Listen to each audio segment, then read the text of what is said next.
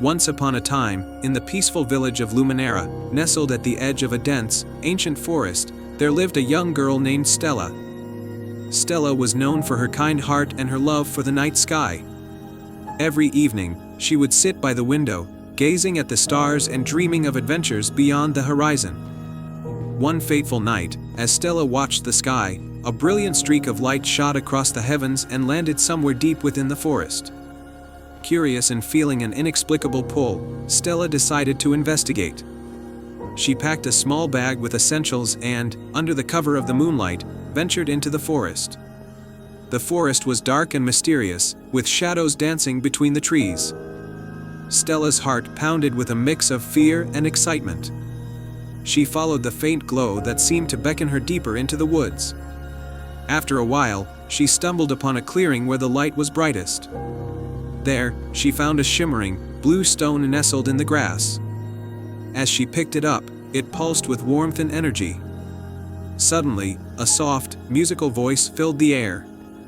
"You have found the Starstone," said the voice. "I am Luna, the Moon Guardian. This stone holds the power to restore balance to our world, but it has been stolen by the dark sorcerer who resides in the Shadow Mountain. You, Stella, have been chosen to return it to its rightful place." Determined to help, Stella agreed to take on the quest. Luna bestowed upon her a small, silver pendant in the shape of a crescent moon. "This will guide you and protect you on your journey," she said. As Stella set out towards Shadow Mountain, she was joined by a wise and gentle owl named Orion. "I will help you navigate through the forest and the challenges ahead," he hooted. Together, they traveled through the enchanted forest, braving thorny underbrush and crossing treacherous rivers. One evening, as they rested by a crystal-clear stream, they were approached by a sleek, silver wolf named Lyra. "I have heard of your quest," she said. "The path ahead is perilous, but I will lend you my strength and knowledge of the mountain." With Orion and Lyra by her side, Stella felt more confident. They continued their journey, facing numerous trials. They passed through the Whispering Caves, where voices of lost travelers tried to lead them astray, and climbed the steep, icy slopes of Shadow Mountain. Finally, they reached the Dark Sorcerer's lair, a fortress carved into the mountain itself. The air was thick with dark magic, and the entrance was guarded by fearsome creatures. Drawing upon their combined courage, Stella, Orion, and Lyra approached the gate. Using the power of the Starstone, Stella illuminated the fortress with a brilliant light, dispelling the shadows and weakening the Dark Sorcerer's magic. They confronted the sorcerer, a tall figure cloaked in darkness, with eyes that glowed like embers. "You cannot defeat me," the sorcerer hissed. "The darkness will always prevail." But Stella, holding the Starstone high, replied with determination, "Light and hope will always find a way." The Starstone's light grew brighter, forcing the sorcerer to retreat. With one final burst of energy, the stone shattered the sorcerer's dark magic, breaking his hold over the land. The fortress crumbled, and the sorcerer vanished into the night. With the sorcerer defeated, Stella placed the Starstone in its rightful place atop the mountain. The sky cleared, revealing a dazzling array of stars, brighter than ever before. The balance was restored, and the land of Luminera flourished once again. Stella, Orion, and Lyra returned to the village as heroes. The villagers celebrated their bravery and welcomed them with open arms. The moon shone brightly, and Luna's voice echoed in Stella's heart, thanking her for her courage and kindness. From that day on, Stella's name was remembered as a legend, a beacon of hope and light. She continued to explore the world, always guided by the stars and the wisdom of her loyal friends. And so, Stella lived a life full of adventure and wonder, under the watchful eyes of the moon and stars. And they all lived happily ever after. I hope you enjoyed this fairy tale. Once upon a time, in a kingdom known for its magical meadows and towering crystal peaks, there was a small village named Meadowbrook. This village was blessed with beautiful seasons and harmonious creatures. The heart of Meadowbrook was its grand, ancient oak tree, called the Everlasting Oak. This tree was believed to hold the wisdom of the ages and the power to bring prosperity to the land. In Meadowbrook lived a spirited young boy named Leo. Leo was known for his boundless curiosity and a knack for helping others. He spent his days exploring the forest, assisting his neighbors, and dreaming of adventures. His favorite stories were about the everlasting oak and its legendary ability to grant one special wish to anyone with a truly selfless heart. One bright spring morning, as Leo was gathering wildflowers for his mother, he noticed something unusual near the base of the everlasting oak. A small, golden key lay half buried in the soil. Intrigued, Leo picked it up and noticed an inscription on the key: "Unlock the hidden door and find the magic within." Determined to uncover the key's secret, Leo began searching around the base of the tree. After some digging, he found a concealed door with an intricate lock that perfectly fit the golden key. With a mix of excitement and trepidation, Leo turned the key and opened the door. Behind the door was a hidden chamber filled with sparkling light. At the center of the chamber was a pedestal, upon which rested an ancient, beautifully decorated chest. Leo carefully opened the chest to reveal a glowing, enchanted map. The map showed a path leading to a mystical land known as the Realm of Echoes, a place thought to be just a legend. The map had a message written in shimmering ink: "To save Meadowbrook, journey to the Realm of Echoes and find the Harmony Stone. Only then can the village's true wish be granted." Without hesitation, Leo set off on the adventure described in the map. The path led him through enchanted forests, across crystal-clear rivers, and over rolling hills. Along the way, he encountered various magical creatures: a talking squirrel who shared wisdom about the forest, a gentle deer who guided him through tricky terrain, and a wise old owl who offered cryptic advice. Eventually, Leo reached the entrance to the Realm of Echoes, a breathtaking land filled with floating islands and shimmering lakes. The air was filled with a soothing melody, and the landscape seemed to shift and change with each step. In the center of the Realm of Echoes was a grand, shimmering castle made of glass and light. Leo approached the castle, where he was greeted by a graceful, ethereal being known as the Echo Guardian. The Echo Guardian explained that the Harmony Stone was hidden within the castle, but it was protected by 3 trials: of kindness, courage, and wisdom. The first trial, kindness, required Leo to help a family of lost fireflies find their way back to their glowing home. With patience and compassion, Leo guided the fireflies to their home, earning their gratitude and the first key to the next trial. The second trial, courage, involved facing a fierce, magical storm that threatened to overwhelm the castle. Leo braved the storm, showing great bravery and resilience. His courage shone brightly, and he earned the second key. The final trial, wisdom, required Leo to solve a complex riddle inscribed on a crystal tablet. The riddle was: "I can be cracked, made, told, and played. What am I?" After some thought, Leo answered, "A joke." The crystal tablet glowed, revealing the final key. With all 3 keys in hand, Leo entered the castle and approached a magnificent, glowing pedestal at the heart of the grand hall. On the pedestal rested the Harmony Stone, a radiant gem pulsating with vibrant colors. As Leo took the Harmony Stone, the Echo Guardian appeared and said, "You have passed the trials and proven your heart's worth. The Harmony Stone will grant your village's wish." Leo thanked the Guardian and made his way back to Meadowbrook. As he approached the village, he noticed that the once dying crops were now lush and green, and the villagers were joyous and full of life. The Harmony Stone's magic had already begun to work. When Leo placed the Harmony Stone at the base of the everlasting oak, its light spread throughout the village, rejuvenating the land and ensuring prosperity for years to come. The village celebrated Leo's bravery and selflessness, and the story of his adventure became a cherished tale. The everlasting oak's wisdom continued to guide Meadowbrook, and Leo's selfless heart remained an inspiration to all. The village thrived in harmony, and Leo grew up to be a wise leader, always remembering the lessons learned from his extraordinary journey. And so, Meadowbrook lived in peace and prosperity, thanks to the courage and kindness of a young boy who followed his heart.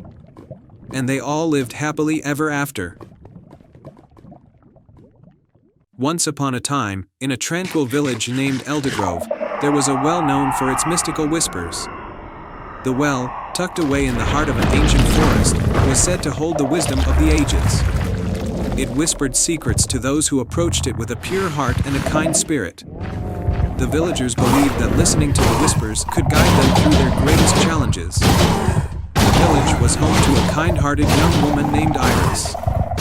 Iris loved her village deeply and was known for her generous spirit. Despite her humble means, she always found ways to help those in need, whether it was nursing sick animals back to health or aiding her neighbors with their daily tasks. One spring, a severe drought struck Eldergrove. The once vibrant fields became parched, and the riverbeds ran dry. The villagers were troubled, for their crops were failing, and their wells were running low. The only hope was the Whispering Well, which had not been visited in many years. The village elder, Old Merle, suggested that Iris seek the well's guidance. With a heavy heart, Iris agreed. She ventured into the forest, following the winding path to the Whispering Well. As she walked, the forest seemed unusually silent, and the air grew cooler. Eventually, she reached the well, its stones covered in moss and its rim lined with wildflowers. Iris approached the well and leaned over, peering into its depths. "Great Whispering Well," she called softly, "our village is suffering from a terrible drought. We need your wisdom to save our crops and our home." For a moment, there was silence. Then, a gentle, soothing voice emerged from the well. "To save your village, you must find the hidden spring that feeds this well. It lies beneath the ancient oak tree in the heart of the forest. The path will be revealed to you if your heart is true." Iris thanked the well and set off towards the ancient oak tree. The journey was arduous, as the forest seemed to shift and change with every step she took. After hours of walking, she finally reached the grand oak, its branches spreading wide like welcoming arms. At the base of the oak, Iris noticed a large, smooth stone covered in intricate carvings. She touched the stone, and it began to glow with a soft, golden light. The carvings shifted, revealing a hidden passage beneath the oak's roots. Iris descended into the passage, which led to a subterranean cavern. In the center of the cavern was a small spring, its water shimmering with a magical light. She knew this must be the spring that fed the Whispering Well. As Iris knelt by the spring, she saw that it was choked with debris and overgrown roots. With gentle hands and a kind heart, she began to clear the debris, her movements careful and deliberate. As she worked, she spoke softly to the spring, promising to care for it and protect it as she would her own home. As the last of the debris was removed, the spring began to flow more freely, its waters sparkling with renewed energy. Iris watched in awe as the water swirled and surged, filling the cavern with a soft, melodic sound. With the spring revitalized, Iris made her way back to Eldergrove. She arrived just in time to see the first drops of rain fall from the sky, followed by a steady downpour. The rain nourished the parched fields and filled the riverbeds, bringing life back to the village. The villagers celebrated with joy and gratitude. They honored Iris for her bravery and selflessness, recognizing that her pure heart and determination had saved their home. The Whispering Well, now revitalized by the spring's renewed flow, continued to offer its wisdom to those who sought it. Iris became a beloved figure in Eldergrove, and her story was told for generations as a reminder of the power of kindness and the importance of listening to the whispers of one's heart. And so, Eldergrove flourished once more, its fields green and fertile, its people content and hopeful. The village thrived under the watchful gaze of the Whispering Well and the gentle guidance of a young woman who had listened and acted with love. Once upon a time, in a kingdom called Luminera, there was a small village named Crestwood.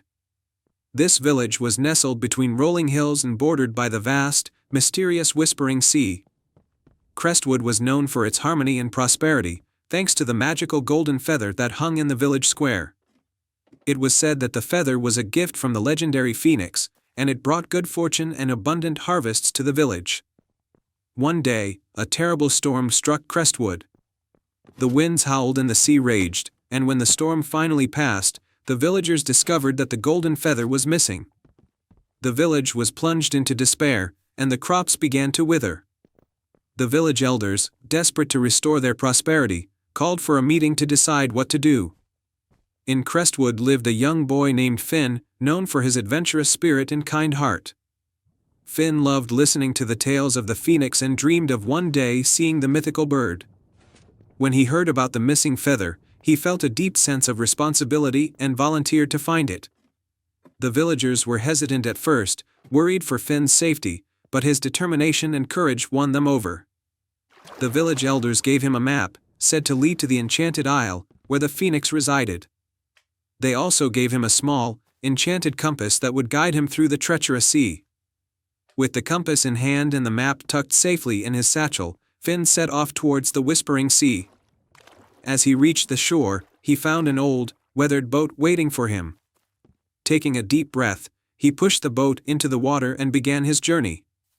The sea was unpredictable and filled with hidden dangers. Finn faced fierce storms, swirling whirlpools, and creatures of the deep. But the enchanted compass always guided him through the perilous waters. After days of arduous travel, he finally saw a glimmering island in the distance, the Enchanted Isle. As Finn approached the island, he was greeted by an array of magical creatures, talking animals, shimmering fairies, and gentle giants. They welcomed him warmly and led him to the heart of the isle, where the legendary phoenix resided. The phoenix was a magnificent bird with feathers of gold and red, radiating warmth and light. It perched on a high, crystal cliff, overlooking the island. As Finn approached, the phoenix looked down at him with wise, curious eyes. "Brave child, why do you seek me?" the phoenix asked, its voice resonating like a beautiful melody. Finn explained the plight of his village and the missing golden feather. The phoenix listened intently, its eyes reflecting both sorrow and hope. "The feather was stolen by the shadow sorcerer," the phoenix said. "He seeks to drain its magic to spread darkness across the land. You must retrieve it from his lair in the Black Mountains, beyond this isle." The task seemed daunting, but Finn's resolve was unwavering. The phoenix, moved by his bravery, offered him one of its own feathers. "This feather will protect you from the sorcerer's dark magic and guide you to his lair. But remember, only a heart pure and true can wield its power." Thanking the phoenix, Finn set off towards the Black Mountains. The journey was perilous, and the path was fraught with traps and dark creatures summoned by the shadow sorcerer. Yet, with the phoenix's feather in hand, Finn pressed on, his heart filled with determination. As he reached the base of the Black Mountains, he encountered a young girl named Lyra, who had been imprisoned by the sorcerer. Lyra possessed knowledge of the mountains and offered to help Finn navigate the treacherous terrain. Grateful for her assistance, Finn agreed, and together they climbed the towering peaks. The closer they got to the sorcerer's lair, the stronger the dark magic became. Shadows danced and whispered, trying to lead them astray, but the phoenix's feather glowed brightly, repelling the darkness. Finally, they reached the sorcerer's lair, a dark, foreboding cave at the mountain's summit. Inside, they found the shadow sorcerer, a tall, menacing figure with eyes like burning coals. He held the golden feather, its light dimmed and flickering. "Foolish children," he hissed. "You think you can take this from me?" Finn stepped forward, his voice steady. "The feather belongs to my village. We will take it back." The sorcerer laughed, summoning dark magic to attack them. But as he did, Finn held up the phoenix's feather, and its radiant light clashed with the sorcerer's darkness. The cave filled with a brilliant light, and the sorcerer's power began to wane. Lyra, drawing strength from the light, joined Finn, and together they confronted the sorcerer. With a final, powerful surge, the phoenix's feather shattered the sorcerer's dark magic, and he was banished from the land. The golden feather floated gently into Finn's hands, its light restored. The sorcerer's lair began to crumble, but Finn and Lyra escaped just in time, returning to the Enchanted Isle. The phoenix greeted them with a joyful song, and the island rejoiced. With the feather safely in his possession, Finn sailed back to Crestwood, Lyra by his side. The village erupted in celebration upon their return. Finn placed the feather back in its rightful place, and its magic spread across the land, restoring the crops and bringing prosperity once more. Finn and Lyra were hailed as heroes, their bravery and friendship celebrated by all. The story of their quest spread far and wide, inspiring others to act with courage and kindness. And so, Crestwood lived happily ever after, forever grateful for the brave boy who brought back the golden feather and saved their village. The end. Once upon a time, in a peaceful village nestled between misty mountains and rolling hills, there stood an ancient willow tree known as the Whispering Willow. This tree was famed for its long, graceful branches that seemed to whisper secrets to the wind. The villagers believed that the Whispering Willow held magical powers and that it could grant a single wish to someone pure of heart. The guardian of the village was a kind-hearted boy named Finn, who was known for his compassion and bravery. Finn had always been fascinated by the tales of the Whispering Willow and often wondered if the legends were true. One summer day, as the village faced a severe drought, Finn decided it was time to seek the willow's help.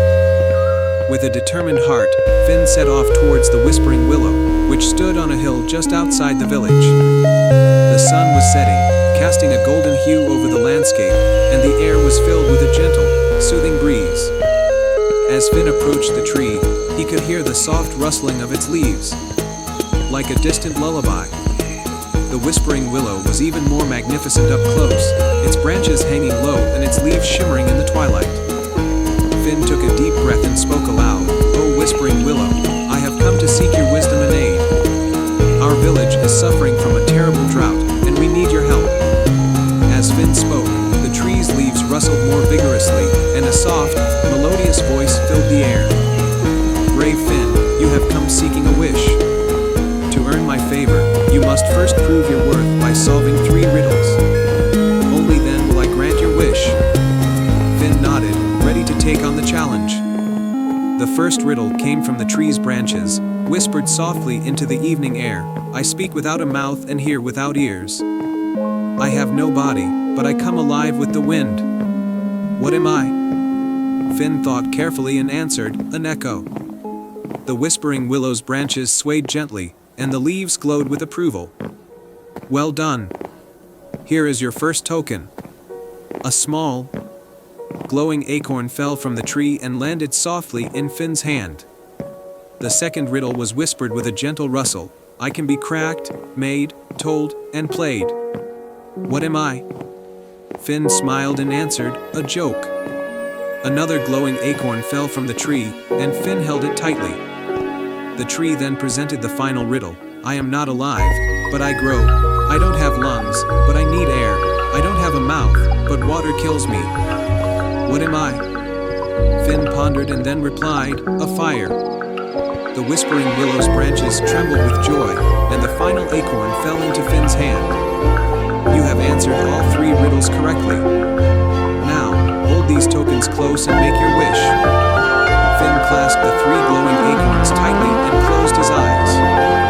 He wished for rain to restore the land and bring prosperity back to his village. As he made his wish, the acorns glowed brightly, and the Whispering Willow's leaves shimmered with an enchanting light. Suddenly, dark clouds began to gather overhead, and the first drops of rain fell gently to the ground. The rain grew heavier, soaking the parched earth and filling the village's wells.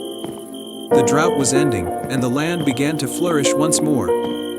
Finn returned to the village, greeted by cheers and celebration. The villagers rejoiced as their fields turned green and their crops began to grow. They marveled at the miracle of the rain and the magic that had saved them. Finn shared his adventure and the tale of the Whispering Willow with the villagers. From then on, the Whispering Willow was celebrated not just as a symbol of magic, but as a reminder of the bravery and kindness that had saved their home. And so, the village thrived under the nourishing rain, and the Whispering Willow continued to stand tall on the hill, its branches whispering secrets and granting wishes to those who sought its wisdom with a pure heart. The end. The Enchanted Lantern. Once upon a time, in a charming village surrounded by emerald forests and sparkling rivers, there was a legend of a magical lantern hidden deep in the woods.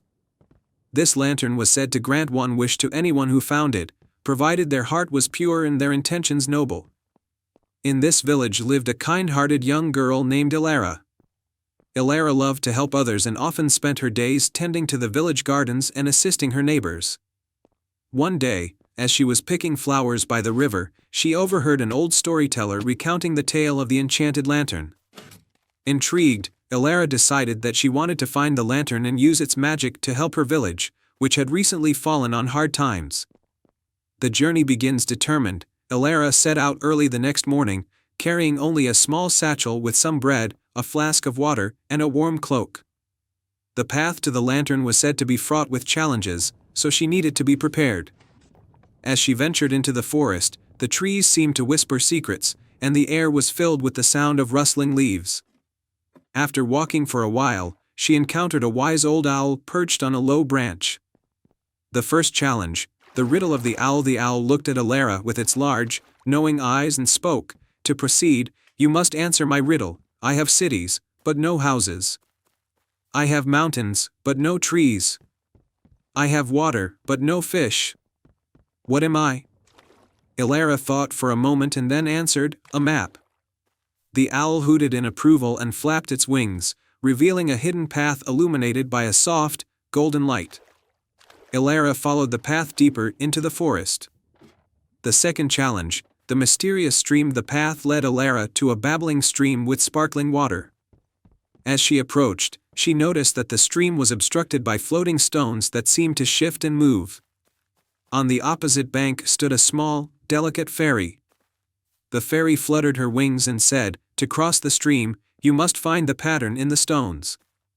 Only then will you safely reach the other side." Elara carefully observed the stones and noticed that they formed a pattern of twinkling lights when aligned in a specific order. She stepped on the stones according to the pattern and successfully crossed the stream. The third challenge, the whispering grove. On the other side of the stream, Elara entered a grove where the trees seemed to whisper secrets to one another. She was greeted by a friendly squirrel who asked her to solve the final riddle. "I can be cracked, made, told, and played. What am I?" Elara answered, "A joke." The squirrel nodded and scurried away, revealing a hidden entrance covered in vines. Elara pushed through the entrance and found herself in a serene glade. The enchanted lantern. In the center of the glade stood a beautiful, ornate lantern hanging from an ancient oak tree. The lantern was glowing softly, casting a warm, inviting light. Elara approached and gently lifted the lantern. As she held it, a gentle voice emanated from the lantern, "To use my magic, you must make a wish with a pure heart." Elara closed her eyes and made her wish. "I wish for my village to prosper and for the people to be happy and healthy." The lantern's light grew brighter, and a soft breeze carried the magic back to the village. As Elara made her way home, she could see the signs of change. The fields were lush and green, the river flowed abundantly, and the village was bustling with renewed energy and joy. The return home. When Elara returned, the villagers greeted her with joy and gratitude. The village was thriving once more, and the magic of the enchanted lantern had brought prosperity and happiness to everyone. Elara's kindness and bravery were celebrated, and the tale of her journey was passed down through generations. The enchanted lantern became a symbol of hope and the power of selfless wishes. And so, Elara's village continued to flourish, forever touched by the magic of the enchanted lantern in the heart of a young girl who wished for the happiness of others. Once upon a time, in the quaint village of Everwood, there was an old well at the edge of the village square. This was no ordinary well, it was known as the Wishing Well. Legend said it could grant one wish to those who truly believed and had a heart full of hope. However, the well had been silent for many years, and its magic was thought to have faded. In Everwood lived a young boy named Finn. Finn was a dreamer with a heart full of kindness. He spent his days helping his neighbors, always hoping to make their lives better. His greatest wish was to restore his village's old library, which had fallen into disrepair and was now closed. Finn believed that the library held the key to unlocking the village's potential and bringing knowledge and joy to everyone. One crisp autumn day, after reading one of the few books left in the library, Finn decided that he would try to make his wish come true. He approached the wishing well with a determined heart. As he gazed into its depths, he saw nothing but darkness.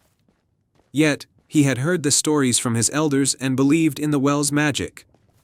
With a deep breath, Finn took a small coin from his pocket and dropped it into the well, making his heartfelt wish. "I wish to restore the old library and bring knowledge and happiness back to Everwood," he said. The well remained silent, and Finn left feeling a mixture of hope and doubt. As days passed, Finn worked tirelessly on his own, cleaning up the library, repairing broken shelves, and gathering donations from the villagers. Despite his efforts, the library remained a long way from being restored. One night, as Finn was working late, a soft glow filled the library. He looked up to see a small, glowing figure hovering in the air. It was a friendly fairy named Leora, who had been sent by the magic of the wishing well. "Finn, your wish has reached the heart of the well," Leora said with a warm smile. "But to truly restore the library, you must undertake a quest. The library holds many secrets, and only by uncovering them can you bring it back to life." Leora handed Finn a small, ornate key and a map that showed 3 hidden locations around the village. Each of these places holds a piece of the library's magic.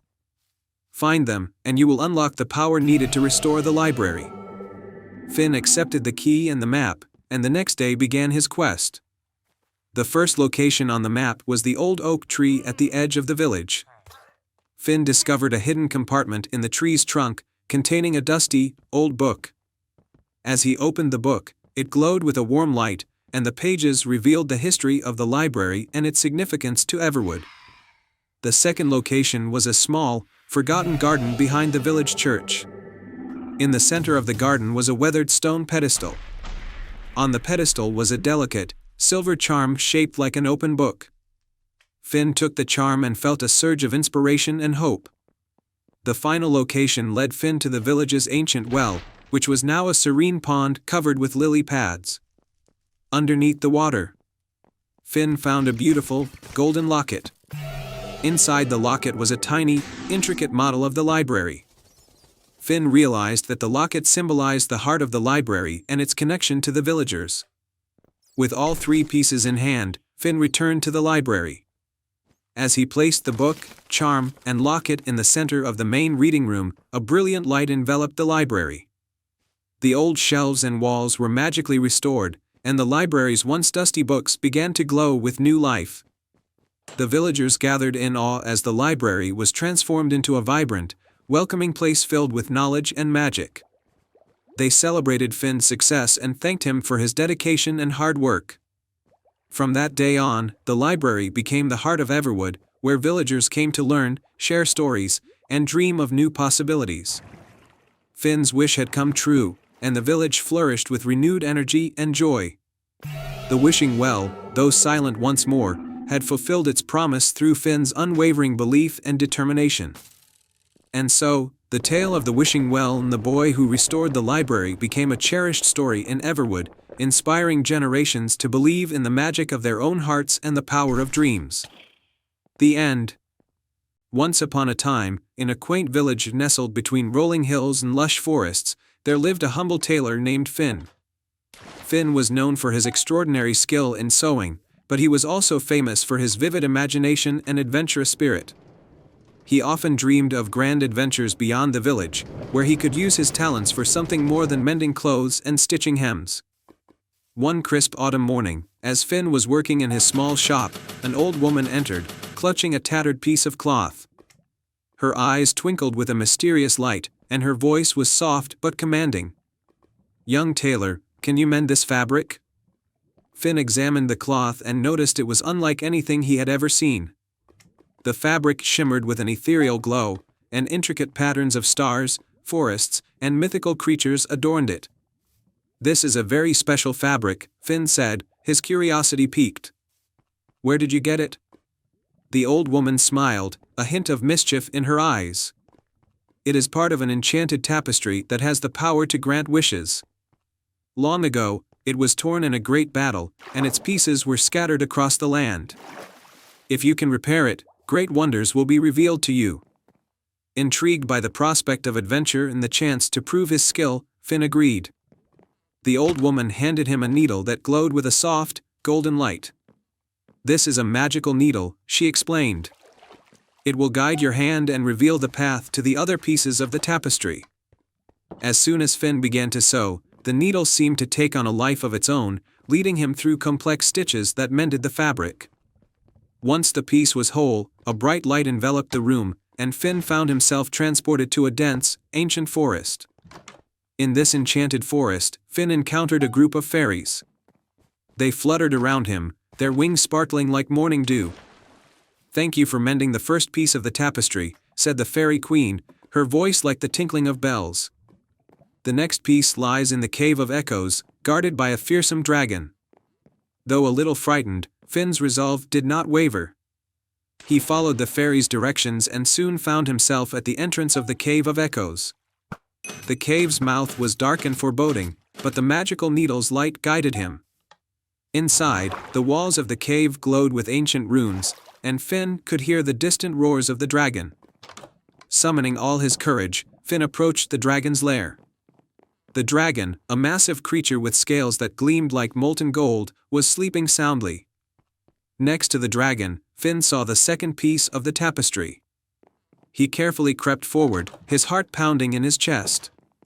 Just as he reached for the tapestry, the dragon's eyes snapped open. "Who dares to enter my domain?" the dragon roared, smoke billowing from its nostrils. Finn stood his ground and spoke bravely, "I am Finn, a tailor on a quest to restore the enchanted tapestry. I seek the piece that lies here." The dragon eyed him curiously. "A tailor, you say? Prove your worth. Solve my riddle, and the tapestry piece is yours." The dragon's eyes glinted with intelligence as it recited the riddle. "I speak without a mouth and hear without ears. I have no body, but I come alive with wind. What am I?" Finn thought for a moment, then smiled. "An echo," he answered confidently. The dragon nodded, impressed. "You are correct, brave tailor. The tapestry piece is yours." With a sweep of its tail, the dragon nudged the fabric toward Finn. Grateful, Finn carefully stitched the piece to the first one, and once again, he was enveloped in light. This time, he found himself in a grand, ancient library. Shelves upon shelves of books stretched as far as the eye could see. A wise old owl perched on a lectern greeted him. "Welcome, Finn. The final piece of the tapestry is hidden here. You must solve the puzzle of the books to find it." The owl explained that Finn needed to find 3 specific books whose spines, when placed together, would reveal the location of the last piece. Using the magical needle's guidance, Finn searched the library, finding books with symbols matching those on the tapestry. As he placed the books together, a hidden compartment in the floor opened, revealing the final piece of the tapestry. With great care, Finn stitched it to the others. The completed tapestry glowed with a brilliant light, and Finn found himself back in his village, the old woman standing before him. "Well done, Finn," she said, her voice now strong and majestic. She transformed into a beautiful sorceress. "I am Elara, guardian of the enchanted tapestry. Because of your bravery and skill, the tapestry is whole again, and its magic can once more bless the land." Elara granted Finn a wish as a reward. Finn, ever humble, wished for his village to prosper and for his friends and family to live in happiness and good health. The tapestry's magic spread across the land, bringing peace and prosperity to all. From that day forward, Finn was known as the brave little tailor who restored the enchanted tapestry. He continued to create beautiful garments, but his greatest creation was the tale of his adventure, which was told and retold for generations, inspiring courage and kindness in all who heard it. And so, in the land where the stars kissed the earth and the moon bathed the world in its gentle glow, the tale of Finn, the brave little tailor, lived on, bringing light and hope to the hearts of many. And they all lived happily ever after. Once upon a time, in a serene valley bordered by rolling hills and lush forests, lay a charming village called Starhaven. Starhaven was renowned for its breathtaking moonlit meadow, a place where flowers glowed softly under the moonlight, creating a magical and enchanting scene each night. In this village lived a young girl named Elara. Elara was known for her kindness and her love for the moonlit meadow. Every evening, she would visit the meadow to help the glowing flowers bloom and to listen to the stories whispered by the gentle breeze. Her greatest wish was to protect the meadow's magic and ensure it remained a place of wonder and peace. One day, as the full moon approached, a mysterious fog began to creep into the valley.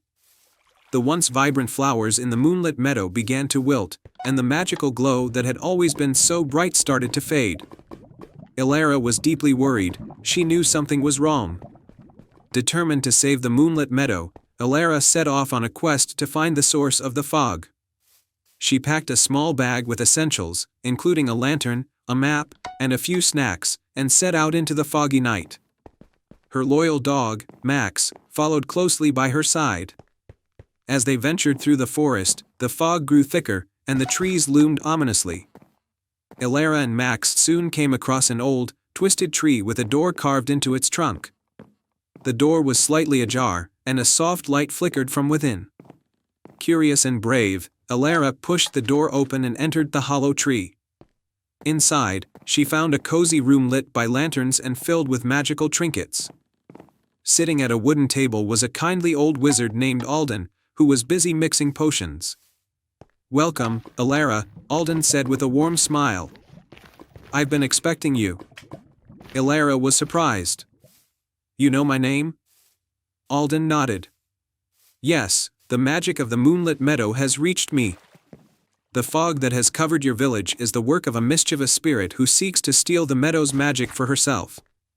Her name is Lysandra." Elara's heart sank.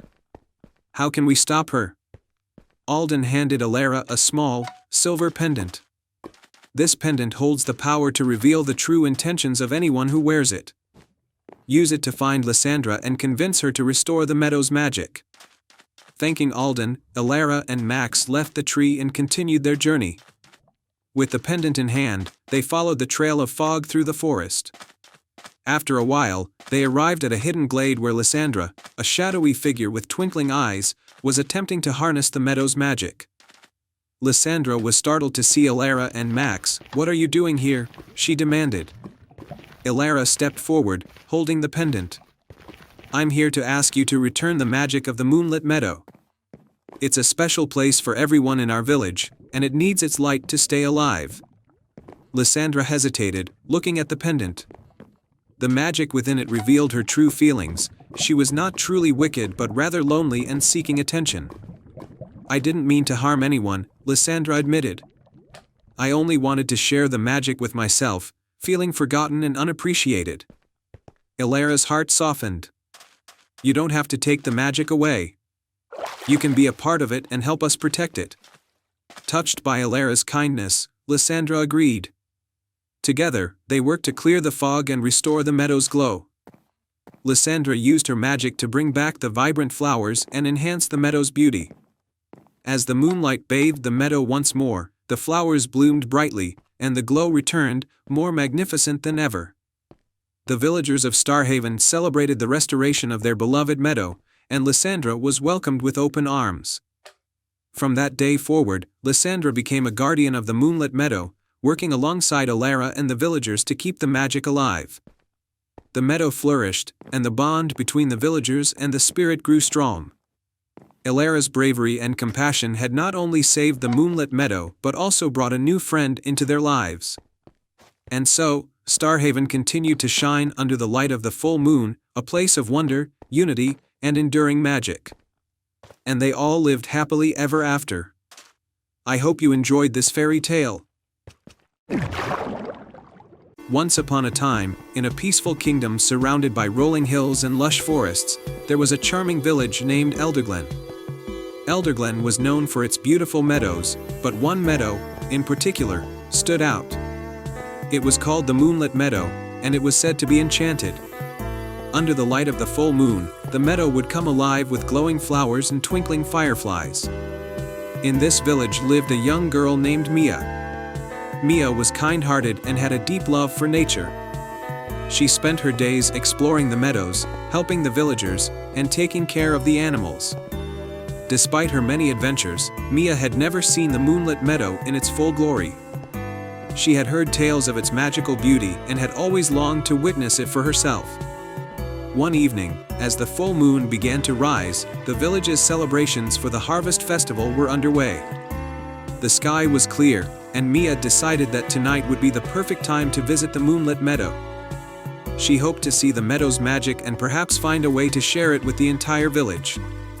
As Mia walked towards the moonlit meadow, she noticed that the path was more overgrown than usual. A gentle breeze rustled the leaves, and the shadows seemed to dance around her. Undeterred, Mia followed the winding path through the forest. After a while, she arrived at the edge of the moonlit meadow. To her surprise, the meadow was shrouded in a thick, magical fog. The flowers were barely visible, and the fireflies' light was dim. Mia's heart sank. She had hoped to see the meadow at its most magical. Just then, a soft, melodic voice spoke from the fog. "Welcome, Mia. You have come to see the moonlit meadow." Startled, Mia looked around and saw a graceful figure emerging from the mist. It was a fairy with shimmering wings and a warm, gentle smile. "I am Leora, the guardian of the moonlit meadow," the fairy said. "The magic of the meadow has been hidden by the fog because it is in need of a special touch. Only someone with a pure heart can restore its magic." Mia listened intently as Leora explained that the fog had been cast by a spell to protect the meadow. To lift the spell and reveal the meadow's true beauty, Mia needed to find 3 enchanted tokens hidden within the fog. Each token represented a virtue: kindness, bravery, and wisdom. Leora handed Mia a small, glowing lantern. "This lantern will guide you. Follow the light, and it will lead you to the tokens." With the lantern in hand, Mia ventured into the fog. The lantern's light was soft but steady, and Mia followed its glow as it gently illuminated the path ahead. The first token, a silver heart representing kindness, was hidden near a grove of ancient trees. Mia found it nestled among the roots, where a family of squirrels had built their home. To retrieve the token, Mia had to gently move the squirrel's nest without disturbing the animals. She carefully placed the nest back and took the silver heart. The second token, a golden sword symbolizing bravery, was hidden in a small cave guarded by a gentle, giant bear. The bear seemed to be asleep, but Mia knew she had to retrieve the token. She approached the bear quietly and noticed that it had a thorn stuck in its paw. Using her bravery and compassion, Mia carefully removed the thorn and soothed the bear. In gratitude, the bear revealed the golden sword. The final token, a crystal orb representing wisdom, was hidden on a high cliff. Mia had to climb the cliff, which was steep and challenging. As she climbed, she used her knowledge of the forest to find safe handholds and footholds. At the top, she discovered the crystal orb glowing softly under the moonlight.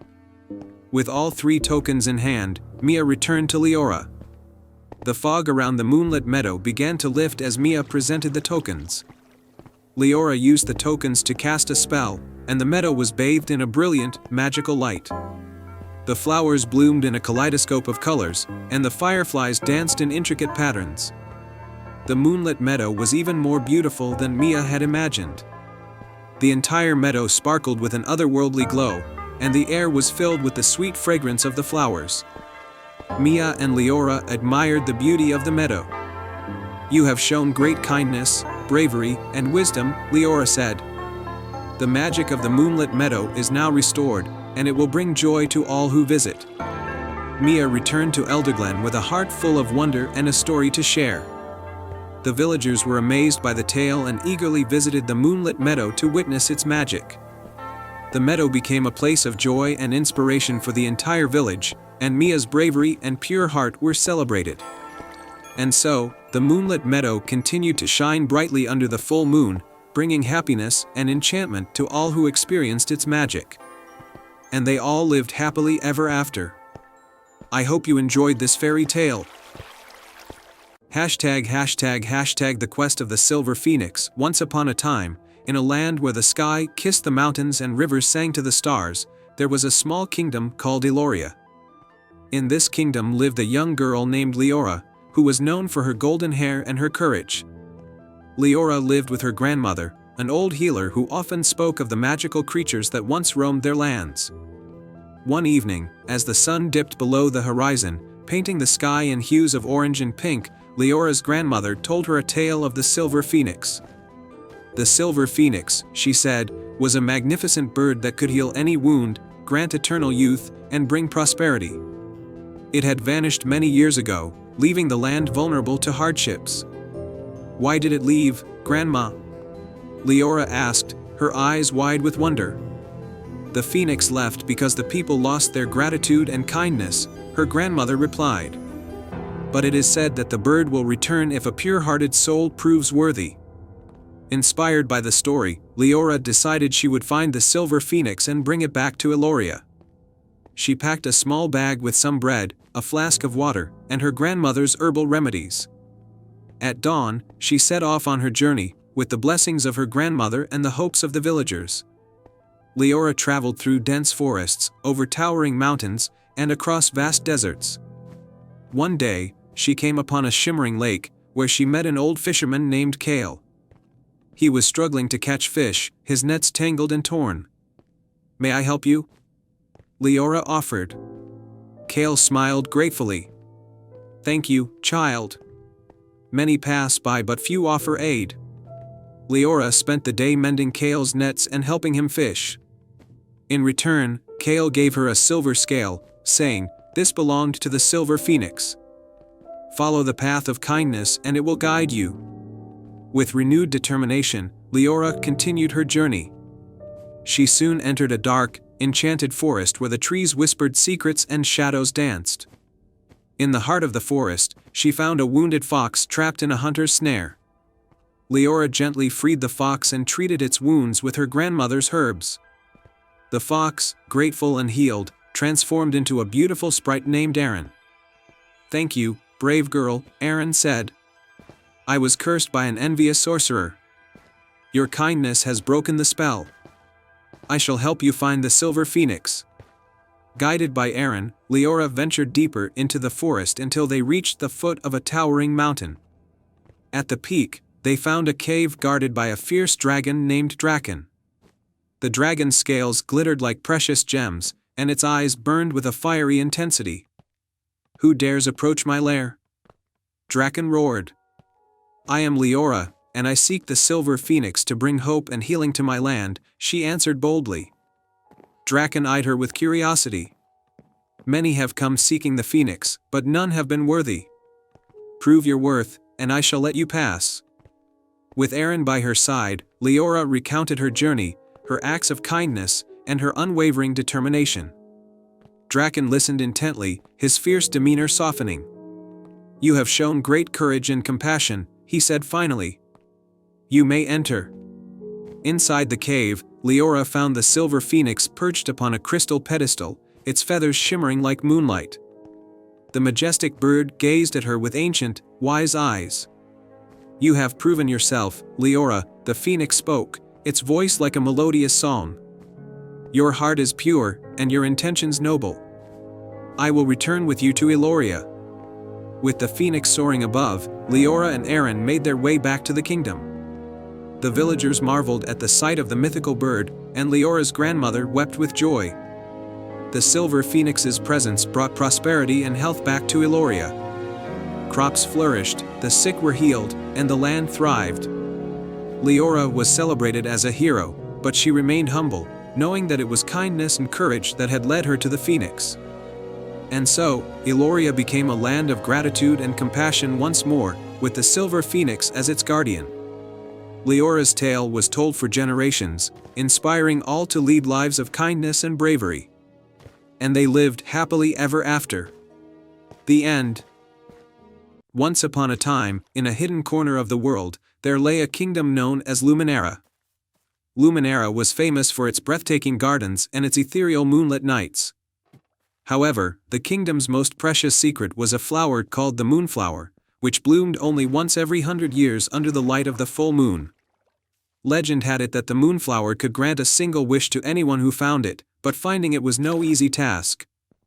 In the village of Willowbrook, nestled at the edge of Luminera's enchanted forest, lived a kind-hearted girl named Eloan.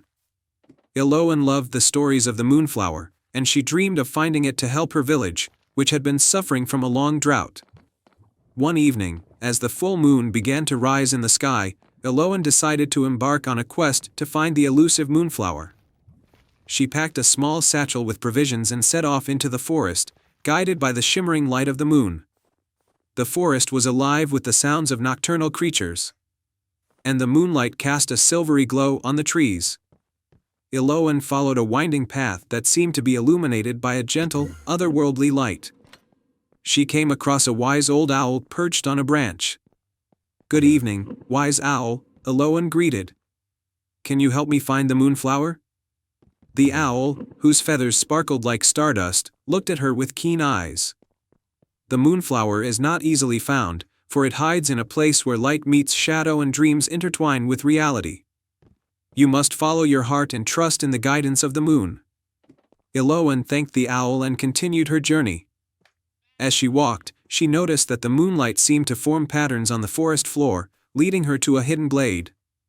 In the center of the glade stood a large, ancient tree with branches that seemed to reach out to the sky. Under the tree, Iloan found a stone pedestal with intricate carvings of stars and moons. Atop the pedestal was a small, delicate box. Inside the box was a silver key and a note that read, "To find the moonflower. Seek the grove where dreams are born. Follow the melody of the moon and the whispers of the night." Iloan looked around and noticed a faint, melodic tune carried by the breeze. She followed the music to a nearby grove, where the trees glowed softly in the moonlight. In the heart of the grove, a crystal-clear pond reflected the light of the full moon. By the edge of the pond, Iloan saw a shimmering path of moonlight leading to a hidden entrance beneath the roots of a great tree. She used the silver key to unlock the entrance, revealing a staircase that descended into the depths of the earth. With determination, Iloan climbed down the staircase, which led her to an underground cavern bathed in a soft, mystical glow. In the center of the cavern was a pedestal with a single, radiant moonflower in full bloom. Its petals glowed with an iridescent light, and the air around it seemed to hum with magic. Iloan approached the moonflower with awe. She gently picked it, knowing that she had to make her wish. She closed her eyes and wished for rain to fall upon her drought-stricken village, hoping that it would bring life back to the land and restore hope to her people. As soon as Iloan made her wish, the moonflower's petals began to sparkle and emit a brilliant light. The light grew brighter and brighter until it enveloped the cavern. When the light faded, Iloan found herself back at the edge of the forest, the moonflower safely in her hands. She hurried back to Willowbrook, where she was greeted by a sky filled with dark, rain-laden clouds. As she arrived, the first drops of rain began to fall. The villagers watched in amazement as the rain nourished the parched earth, and the once dry river began to flow again. Iloan's wish had come true, and the village thrived once more. The story of the moonflower and Iloan's bravery became a cherished legend, reminding everyone of the magic that lies in selfless wishes and the power of hope. And so, Luminara remained a kingdom of wonder and prosperity, forever touched by the light of the moonflower and the courage of a young girl who followed her heart.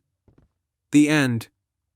Once upon a time, in a quaint village called Green Hollow, there was a legend about a magical spring hidden deep within the Whispering Woods. This spring, known as the Heart Spring, was said to grant a single wish to anyone who could find it.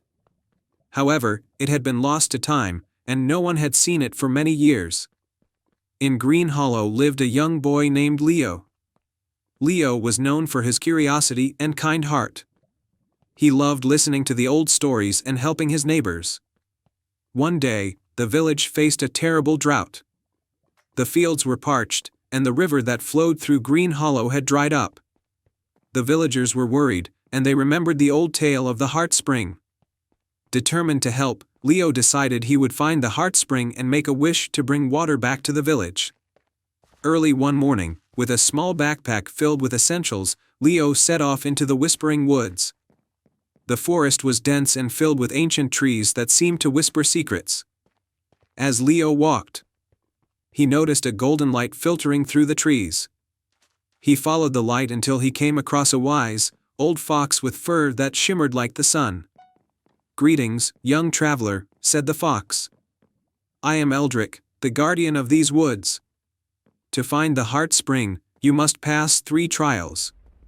Only then will you uncover the path to its hidden location." Leo nodded, ready for the challenge. Eldrick explained the first trial, the trial of courage. Beyond the misty glade lies a cavern guarded by a fierce, enchanted serpent. You must enter the cavern and retrieve a crystal that will guide you further. With bravery, Leo reached the misty glade and found the cavern entrance. Inside, the cavern was dark and filled with eerie echoes. At its center, a large, shimmering serpent coiled around the glowing crystal. Leo took a deep breath and approached the serpent with calm confidence. "I seek only the crystal to help my village," Leo said. The serpent, sensing his sincerity, allowed him to take the crystal, which glowed brightly in his hand. The second trial was the trial of wisdom. Eldrick directed Leo to a large, ancient oak tree with a riddle carved into its bark. The riddle read, "I speak without a mouth and hear without ears. I have no body, but I come alive with wind. What am I? Star." Leo thought carefully and recalled the stories he had heard about echoes. With a smile, he answered, "An echo." The tree's bark shimmered, and a hidden passage opened, leading Leo to a sparkling river that flowed with clear, cool water.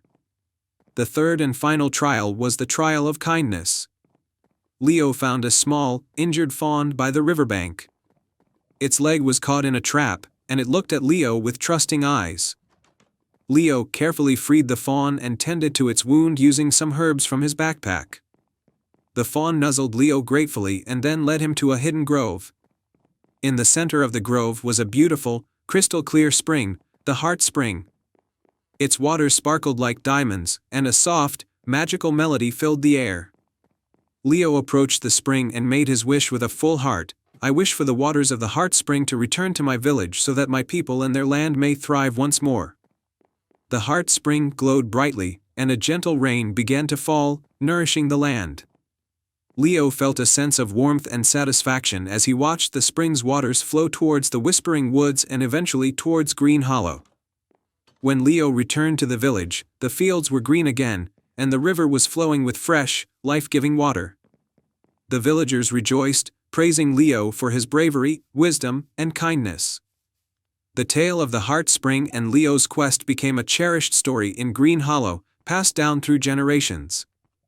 And so, the village thrived once more, its fields lush and its waters flowing, forever grateful for the heart of a courageous boy who restored the magic of the Heart Spring.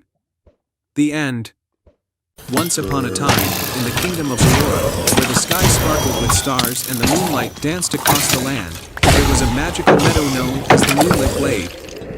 The glade was famed for its enchanting melodies that could only be heard under the full moon, and it was said that these melodies held the power to fulfill one heart's deepest wish. In a small village on the edge of the glade lived a young girl named Aria. Aria was known for her beautiful singing voice, which could bring comfort to anyone who heard it.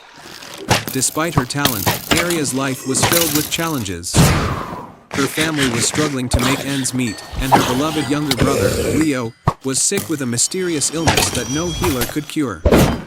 One evening, as the full moon began to rise, Aria heard the call of the Moonlit Glade's melody.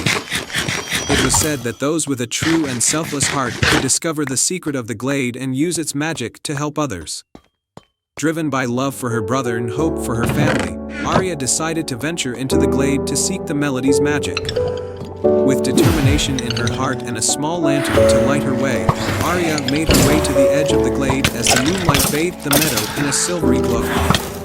The air was filled with a soft, melodic hum that seemed to guide her steps.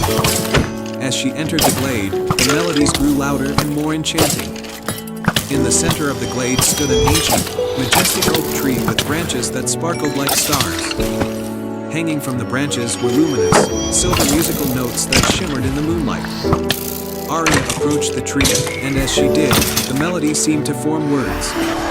"Only those who seek with a pure heart shall find the true melody," the tree whispered in a voice that was both gentle and wise. "To uncover the magic, you must sing from your soul and reveal your deepest wish." Aria took a deep breath and began to sing. She poured all her love and hope into her song, her voice weaving through the moonlit air. The melody she sang was one of love, longing, and a deep desire to heal her brother. The glade responded, its music harmonizing with her song, creating a magical symphony that filled the night. As Aria sang, the tree's branches began to glow brighter, and a soft, radiant light enveloped the glade. The light converged at the base of the oak tree, forming a beautiful, glowing orb.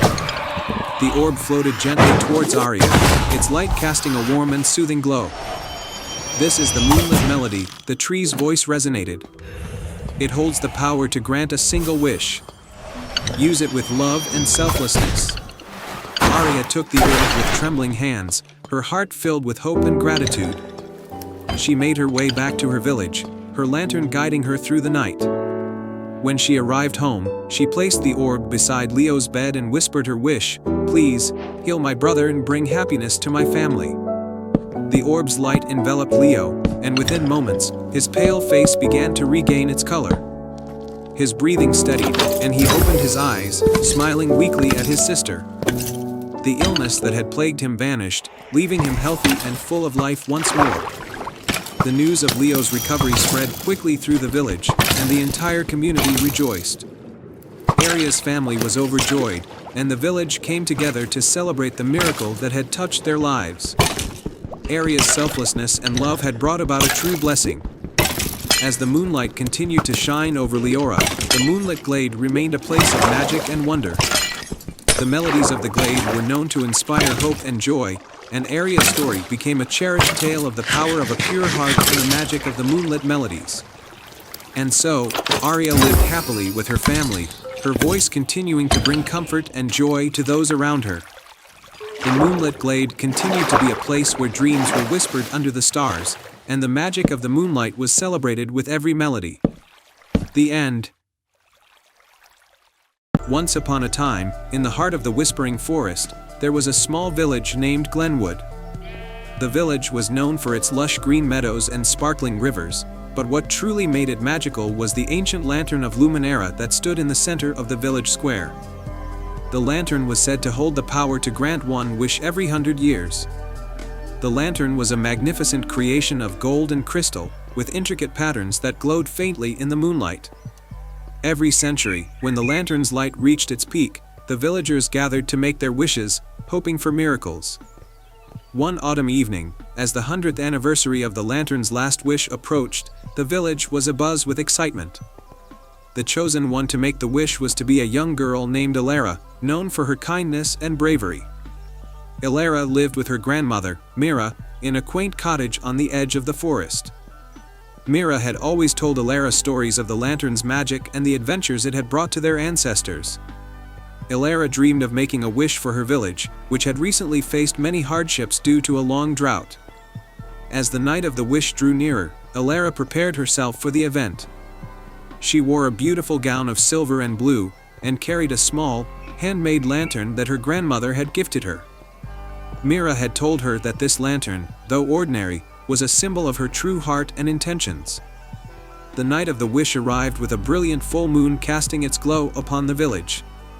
The villagers gathered around the lantern of Luminera, their faces illuminated by its shimmering light. The air was filled with anticipation as the clock struck midnight, signaling the moment for Elara to make her wish. Elara stepped forward, her heart pounding with excitement. She took a deep breath and, with a determined look in her eyes, whispered her wish into the lantern's glowing core. The words were simple but heartfelt. "I wish for the prosperity and happiness of our village, for the drought to end, and for the land to be abundant again." As Elara finished her wish, a gentle breeze swirled around her, carrying with it a soft, melodious chime. The lantern of Luminera glowed brighter, and a beam of light shot up into the sky, creating a stunning aurora that painted the heavens with vibrant colors. The villagers watched in awe as the light from the lantern began to transform the village. The parched fields turned green, the rivers flowed with fresh water, and the trees blossomed with fruit and flowers. It was as though the entire land had been touched by magic. The next morning, the village awoke to find their wish granted. The once dry and barren land was now flourishing with life. The villagers celebrated with joy and gratitude, knowing that Elara's wish had brought a new era of prosperity to Glenwood. Elara's courage and selflessness were celebrated, and she became a beloved figure in the village. She continued to help her people and care for the land, ensuring that the magic of the lantern's wish lived on in every corner of their lives. The lantern of Luminera remained a symbol of hope and wonder for future generations. Though it would be another 100 years before it would grant another wish, its light continued to inspire the hearts of those who believed in the power of dreams and the magic of giving. And so, Glenwood thrived, bathed in the glow of the enchanted lantern, and Elara's story became a cherished legend, passed down through the ages as a testament to the power of a pure heart and a noble wish. The end. In the heart of the Whispering Woods, where the trees seemed to tell secrets to those who listened closely, lay a quaint village named Willowbrook. The village was renowned for its serenity and charm, and its people lived in harmony with the forest. The villagers often spoke of a magical lantern that was said to grant a single wish each century to those who found it. The tale of the enchanted lantern had become legend, whispered around campfires and told to children as they drifted off to sleep. It was said that the lantern was hidden deep within the forest, protected by a series of challenges designed to test the heart and spirit of the seeker. One bright morning, a young girl named Amelia, with eyes as curious as the morning sun and a heart full of dreams, decided to seek out the legendary lantern. Her village had fallen on hard times, and Amelia wished to use the lantern's magic to bring prosperity and joy back to Willowbrook. With a backpack full of essentials and a heart full of determination, Amelia ventured into the Whispering Woods. As she walked, the trees seemed to part just for her, guiding her deeper into the forest. The first challenge she encountered was a babbling brook that flowed with sparkling, crystal-clear water.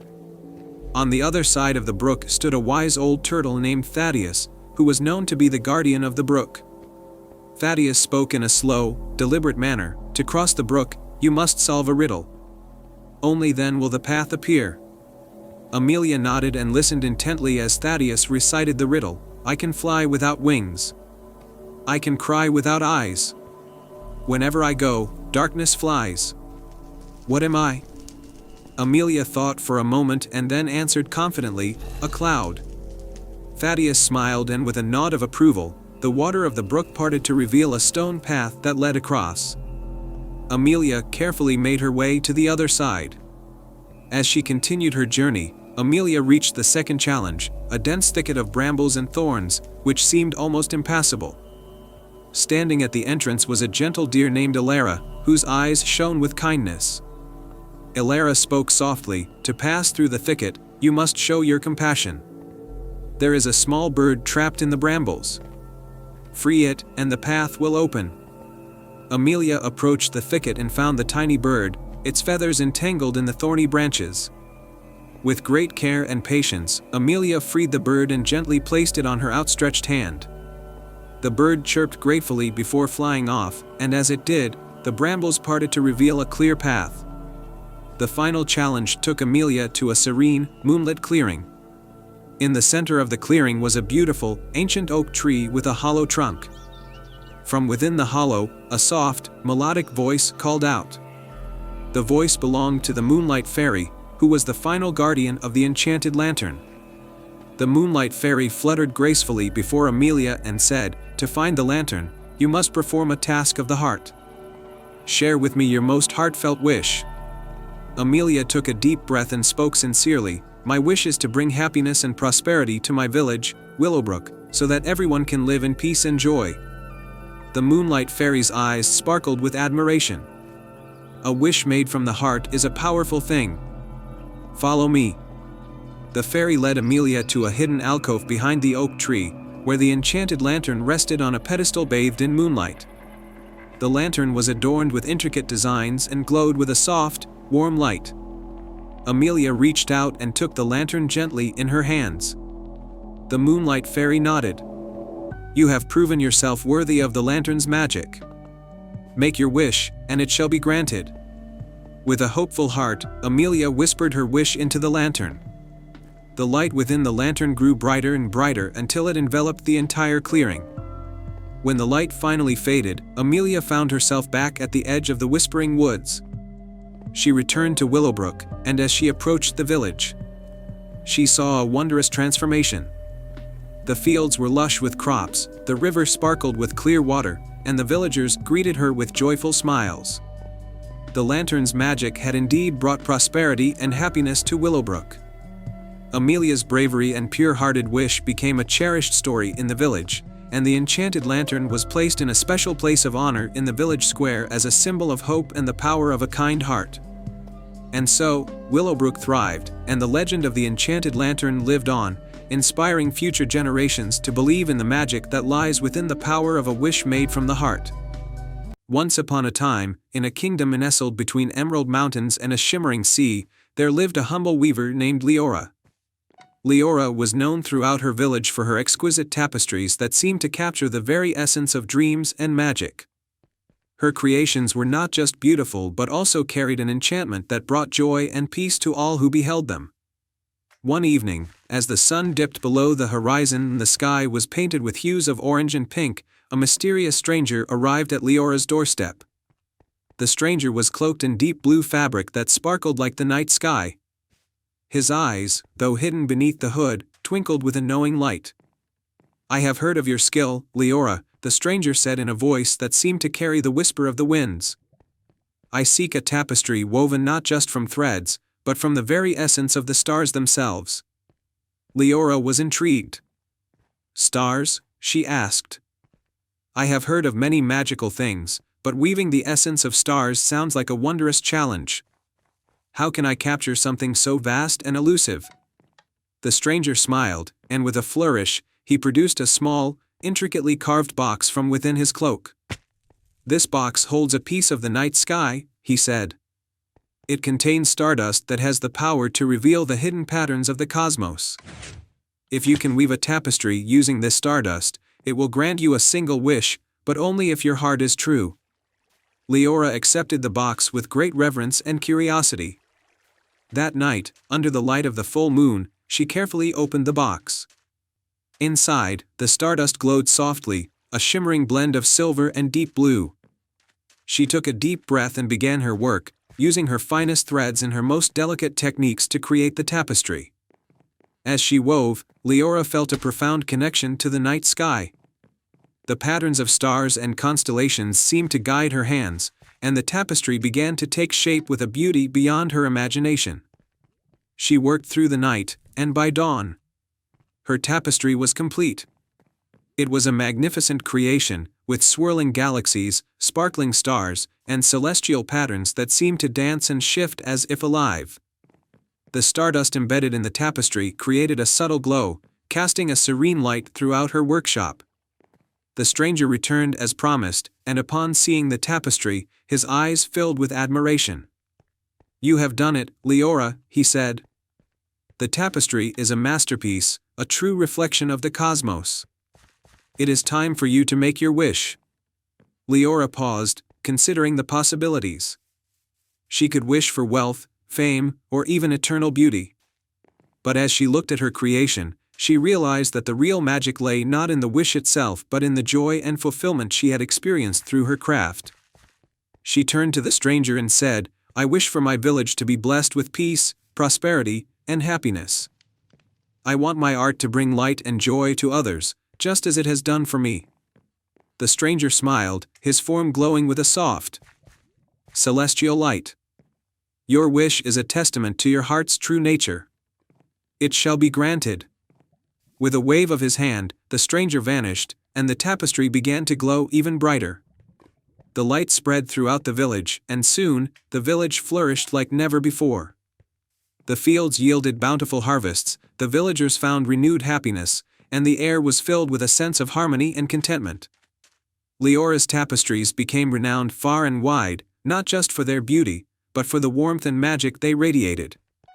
People traveled from distant lands to see her work, and each tapestry seemed to carry a piece of the enchantment that had touched the village. Years later, when Leora grew old and her time in the world came to an end, the village held a grand celebration in her honor. They adorned the streets with her tapestries, and the sky seemed to sparkle even more brightly as if paying tribute to the weaver who had captured the essence of the stars. And so, the legend of Leora, the Star Weaver, lived on. Her story was told to each new generation as a reminder that true magic lies in the selflessness and kindness of the heart, and that the light of a single star can brighten the darkest of nights. In a realm above the clouds, where the sky sparkled with 1,000 twinkling stars, there was a curious cloud named Nimbus. Nimbus was not like the other clouds. While they were content floating and drifting, Nimbus loved to explore and ask questions. His fluffy form was always changing shape as he floated around the sky, searching for adventures. One clear night, as Nimbus was drifting lazily, he noticed something unusual. One of the stars was not shining brightly like the others. It was faint and flickering, as if it was struggling to stay in the sky. Nimbus's heart went out to the little star. He floated closer and saw that it was the Star of Everglow, known for its radiant light that guided travelers. "Why are you so dim?" Nimbus asked gently. "I've lost my way," the Star of Everglow replied in a faint voice. "I need to return to the Celestial Haven, where I draw my strength. Without it, my light will fade." Nimbus felt a pang of sympathy. "I can help you find your way back to the Celestial Haven." The Star of Everglow's light brightened slightly with hope. "You would do that for me?" "Of course," Nimbus replied enthusiastically. "I love adventures, and this sounds like a wonderful quest." So, Nimbus and the Star of Everglow set off together, guided by the soft glow of the star. They traveled across the sky, through constellations and nebulae, but soon realized they were lost in the vastness of space. Suddenly, they came across a wise old comet named Cosmo, who was streaking across the sky. "Greetings, young Nimbus and Star of Everglow," Cosmo called out. "What brings you to this part of the sky?" Nimbus explained their predicament, and Cosmo's tail shimmered thoughtfully.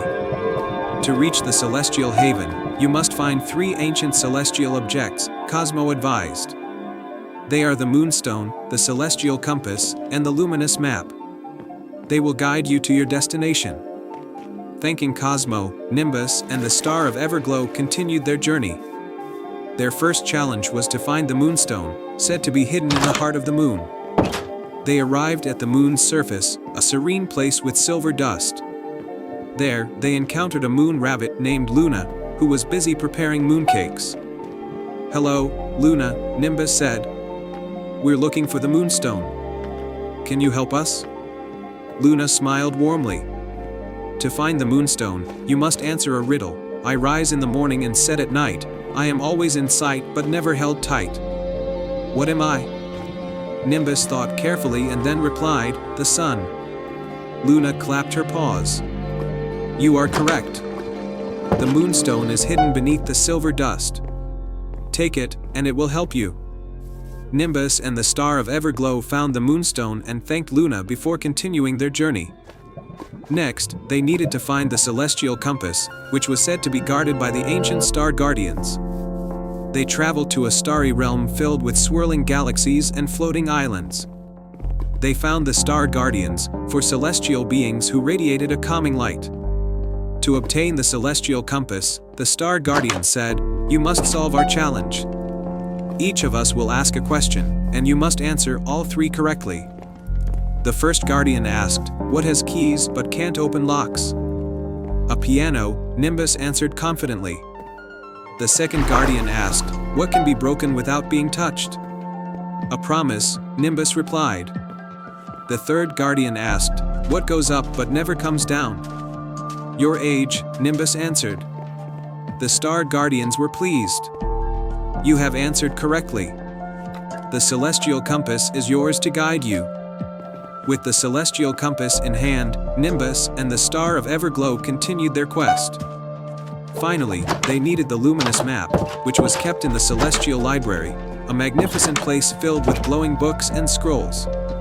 In the library, they met the Keeper of Stars, an elegant being who glided gracefully among the shelves. To gain the Luminous Map, the Keeper said, "You must show the worth of your heart. Tell me, what is the most important thing in the universe?" Nimbus and the Star of Everglow thought deeply. Finally, Nimbus said, "Love and friendship are the most important. They light up even the darkest places." The Keeper of Stars nodded approvingly and handed over the Luminous Map. "You have shown true wisdom. The map will lead you to the Celestial Haven." Following the map, Nimbus and the Star of Everglow traveled through swirling galaxies and shimmering nebulae until they finally reached the Celestial Haven. the star of Everglow's light grew brighter and stronger as it reunited with its home. "Thank you, Nimbus," the star of Everglow said gratefully. "You have restored my light and helped me find my way." Nimbus beamed with pride. "I'm glad I could help. It was a wonderful adventure." The star of Everglow's light spread across the sky, making the stars shine even brighter. Nimbus returned to his place among the clouds, knowing that he had made a difference. From then on, the story of Nimbus and the star of Everglow became a beloved tale among the stars. It reminded everyone that even the smallest light could guide others through the darkest of times. Once upon a time, in the peaceful village of Luminera, nestled at the edge of a dense, ancient forest, there lived a young girl named Stella. Stella was known for her kind heart and her love for the night sky. Every evening, she would sit by the window, gazing at the stars and dreaming of adventures beyond the horizon. One fateful night, as Stella watched the sky, a brilliant streak of light shot across the heavens and landed somewhere deep within the forest. Curious and feeling an inexplicable pull, Stella decided to investigate. She packed a small bag with essentials and, under the cover of the moonlight, ventured into the forest. The forest was dark and mysterious, with shadows dancing between the trees. Stella's heart pounded with a mix of fear and excitement. She followed the faint glow that seemed to beckon her deeper into the woods. After a while, she stumbled upon a clearing where the light was brightest. There, she found a shimmering, blue stone nestled in the grass. As she picked it up, it pulsed with warmth and energy. Suddenly, a soft, musical voice filled the air. "You have found the Starstone," said the voice. "I am Luna, the Moon Guardian. This stone holds the power to restore balance to our world, but it has been stolen by the dark sorcerer who resides in the Shadow Mountain. You, Stella, have been chosen to return it to its rightful place." Determined to help, Stella agreed to take on the quest. Luna bestowed upon her a small, silver pendant in the shape of a crescent moon. "This will guide you and protect you on your journey," she said. As Stella set out towards Shadow Mountain, she was joined by a wise and gentle owl named Orion. "I will help you navigate through the forest and the challenges ahead," he hooted.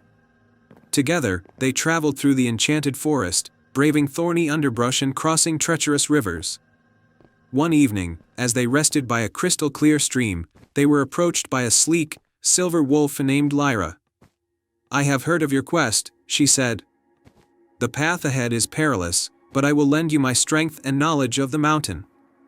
With Orion and Lyra by her side, Stella felt more confident. They continued their journey, facing numerous trials. They passed through the Whispering Caves, where voices of lost travelers tried to lead them astray, and climbed the steep, icy slopes of Shadow Mountain. Finally, they reached the Dark Sorcerer's lair, a fortress carved into the mountain itself. The air was thick with dark magic, and the entrance was guarded by fearsome creatures. Drawing upon their combined courage, Stella, Orion, and Lyra approached the gate. Using the power of the Starstone, Stella illuminated the fortress with a brilliant light, dispelling the shadows and weakening the Dark Sorcerer's magic. They confronted the sorcerer, a tall figure cloaked in darkness, with eyes that glowed like embers. "You cannot defeat me," the sorcerer hissed. "The darkness will always prevail." But Stella, holding the Starstone high, replied with determination, "Light and hope will always find a way." The Starstone's light grew brighter, forcing the sorcerer to retreat. With one final burst of energy, the stone shattered the sorcerer's dark magic, breaking his hold over the land. The fortress crumbled, and the sorcerer vanished into the night. With the sorcerer defeated, Stella placed the Starstone in its rightful place atop the mountain. The sky cleared, revealing a dazzling array of stars, brighter than ever before. The balance was restored, and the land of Luminera flourished once again. Stella, Orion, and Lyra returned to the village as heroes. The villagers celebrated their bravery and welcomed them with open arms. The moon shone brightly, and Luna's voice echoed in Stella's heart, thanking her for her courage and kindness. From that day on, Stella's name was remembered as a legend, a beacon of hope and light. She continued to explore the world, always guided by the stars and the wisdom of her loyal friends.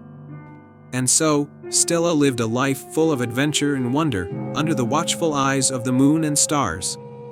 And they all lived happily ever after. I hope you enjoyed this fairy tale. Once upon a time, in a secluded valley hidden by misty mountains, there was a small village called Eldergrove. Eldergrove was known for its lush gardens and vibrant flowers, but the most remarkable of all was the starflower. This rare and magical flower bloomed only once every 100 years, under the light of the midnight sun. The starflower was said to possess incredible powers. Its petals sparkled like the night sky, and it was believed that a wish made while touching the starflower would come true. The villagers eagerly awaited its blooming, but for the past century, the flower had not appeared. Legend had it that the flower's magic had faded because a greedy sorcerer had stolen a part of its power long ago.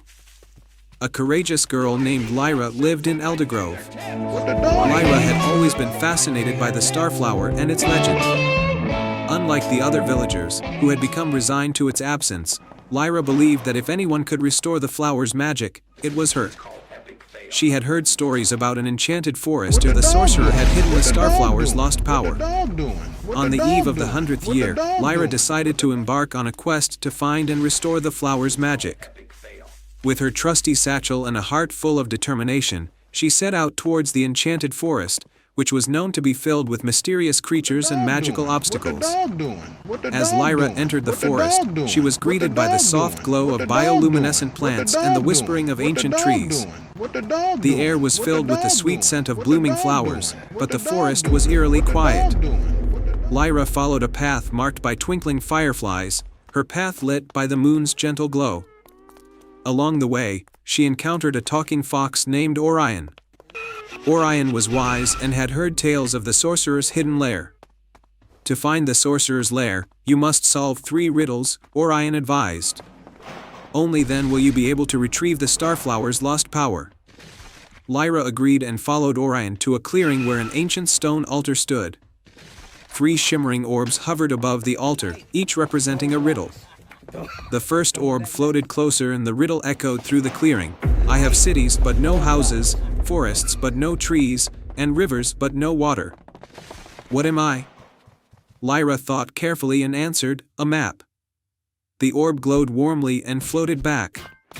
The second orb came forward, and its riddle was, the more you take, the more you leave behind. What am I? Lyra smiled and replied, footsteps. The orb shone brighter and returned to its place. The third and final orb presented its riddle, I speak without a mouth and hear without ears. I have no body, but I come alive with the wind. What am I? After a moment's thought, Lyra answered, an echo. The orb glowed with a brilliant light and revealed a hidden passage. Orion guided Lyra through the passage, which led to a hidden cave adorned with glittering crystals. At the end of the cave, they found a grand chamber with a pedestal in the center. Resting on the pedestal was a small, ornate box, and inside the box was a vial containing a swirling, radiant essence, the lost power of the starflower. Just as Lyra was about to take the vial, a shadowy figure appeared. It was the sorcerer, whose eyes gleamed with dark magic. You cannot take what belongs to me, the sorcerer declared. Lyra, though frightened, stood firm. The starflower's magic must be restored. It's not yours to keep. Not medicine. The sorcerer laughed, the magic belongs to whoever possesses it. But if you are so determined, prove your worth. With that, the sorcerer conjured a storm of illusions and obstacles. Lyra faced illusions of her greatest fears and challenges that tested her resolve. She relied on her courage and the kindness she had shown to others to overcome each challenge. Eventually, Lyra reached the sorcerer and, with a brave heart, offered the vial. This is not for me, she said. It is for the starflower and for everyone who believes in its magic. The sorcerer was taken aback by Lyra's selflessness. The dark magic dissipated, and the sorcerer's heart softened. Perhaps I was wrong, he admitted. Perhaps there is more to magic than possession.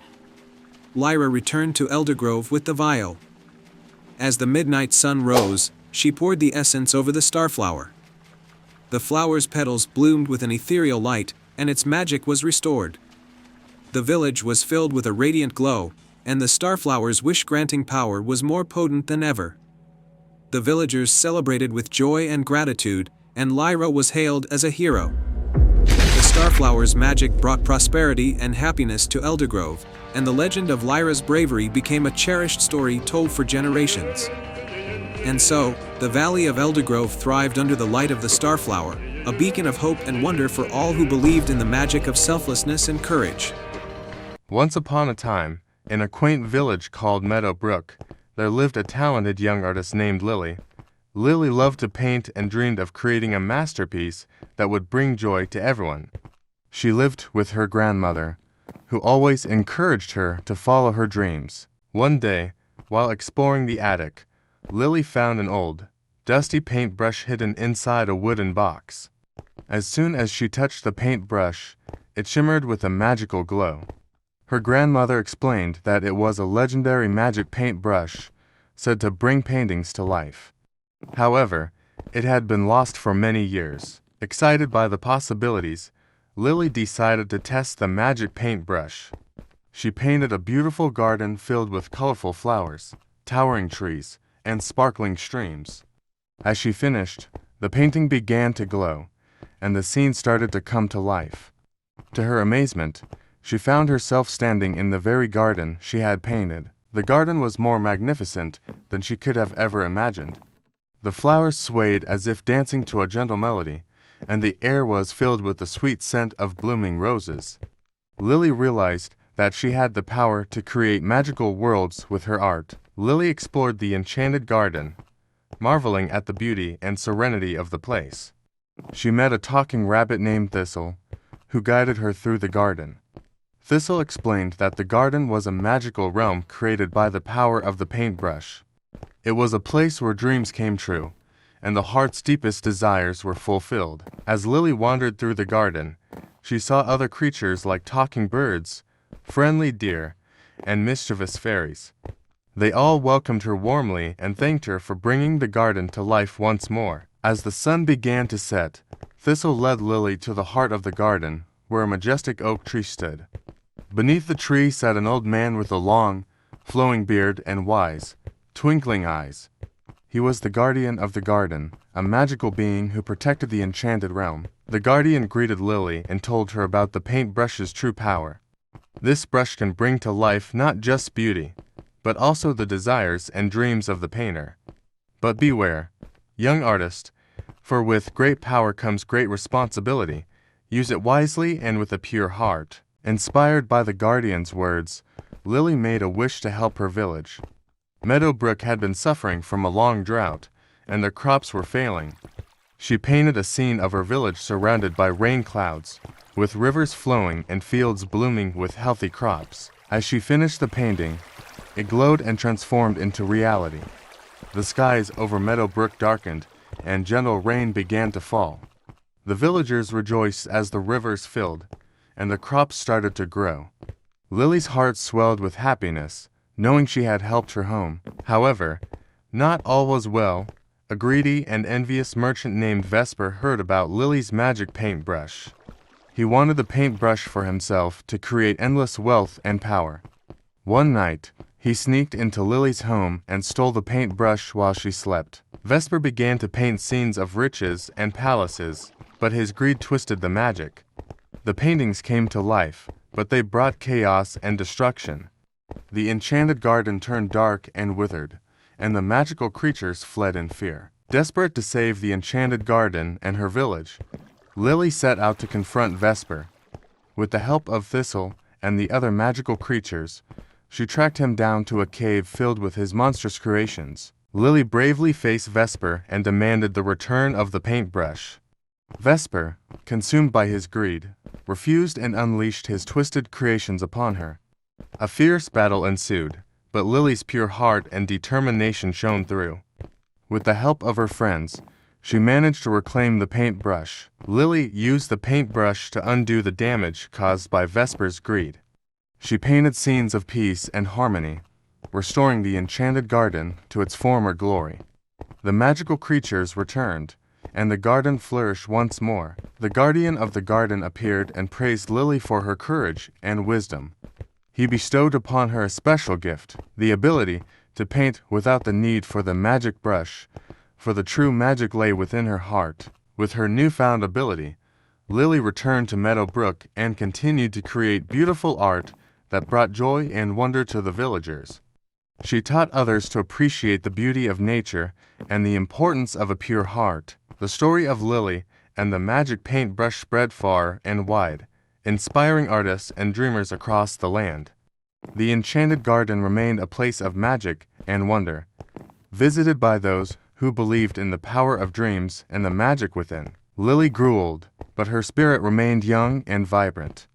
She continued to paint and inspire generations. The paintbrush was passed down to worthy successors, who used it to create beauty and spread kindness. And so, the tale of the magic paintbrush and the enchanted garden lived on, a timeless story of courage, kindness, and the enduring power of a pure heart. Once upon a time, in a land of lush meadows and ancient forests, there was a tranquil village named Greenleaf. Nestled at the edge of the village was a mystical lake known as Silver Lake. Its waters sparkled like liquid starlight, and the villagers believed it was guarded by a benevolent spirit who kept the land fertile and the village prosperous. The guardian of Silver Lake was said to be a graceful and elusive being named Lyra, a nymph of the waters who appeared only when the village faced a great challenge. The lake was not only a source of beauty but also of sustenance, as its waters were rumored to grant blessings to those who respected and cherished them. One year, a dreadful drought struck Greenleaf. The once lush fields turned barren, and the villagers were desperate to save their crops and their livelihood. The villagers spoke of the legend of Lyra, and they knew they needed her help to restore the balance. But Lyra had not been seen for many years, and no one knew how to summon her. Among the villagers was a young boy named Finn, known for his curiosity and bravery. Finn loved the stories of Lyra and felt a deep connection to Silver Lake. Determined to save his village, Finn decided to embark on a journey to find Lyra and seek her help. He set off early one morning, carrying a small backpack filled with provisions and a heart full of hope. Following the map he had drawn from old tales, Finn made his way to Silver Lake. As he approached, he noticed the lake's once sparkling waters had dimmed, reflecting the parched land around it. Standing at the edge of the lake, Finn called out, "Lyra, guardian of Silver Lake, I beseech you. Our village is in dire need of your help. Please, show yourself and restore the magic of the lake." As Finn's voice echoed across the still waters, a soft breeze began to stir, and the lake's surface shimmered. From the center of the lake, a mist began to rise, and Lyra appeared, her form ethereal and shimmering like moonlight on water. "Brave Finn," Lyra said in a voice like a gentle ripple, "why have you called me?" Finn explained the plight of his village, describing the drought and the suffering of the people. He spoke with sincerity and hope, asking Lyra to use her magic to bring rain and restore the land. Lyra listened intently and then said, "To restore the balance, you must first complete 3 tasks that will test your courage, wisdom, and kindness. Only then will the magic of Silver Lake be fully restored." Finn nodded, ready to undertake the tasks. Lyra guided him to the first challenge, a dense forest where a powerful storm had uprooted trees and caused chaos. His task was to help restore the forest. Finn worked tirelessly, clearing debris and helping animals find shelter. He showed great perseverance and compassion, earning the respect of the forest creatures. For the second task, Lyra led Finn to a mountain cave where a group of lost fireflies had been trapped. The fireflies' light was needed to rekindle the magic of the lake. Finn carefully navigated the dark cave, gently guiding the fireflies back to their home. His kindness and patience helped the fireflies safely return to their glowing haven. The final task was to climb the highest peak in the land and recover a rare flower known as the moon blossom, which only bloomed under the light of a full moon. The journey was arduous, but Finn's determination never wavered.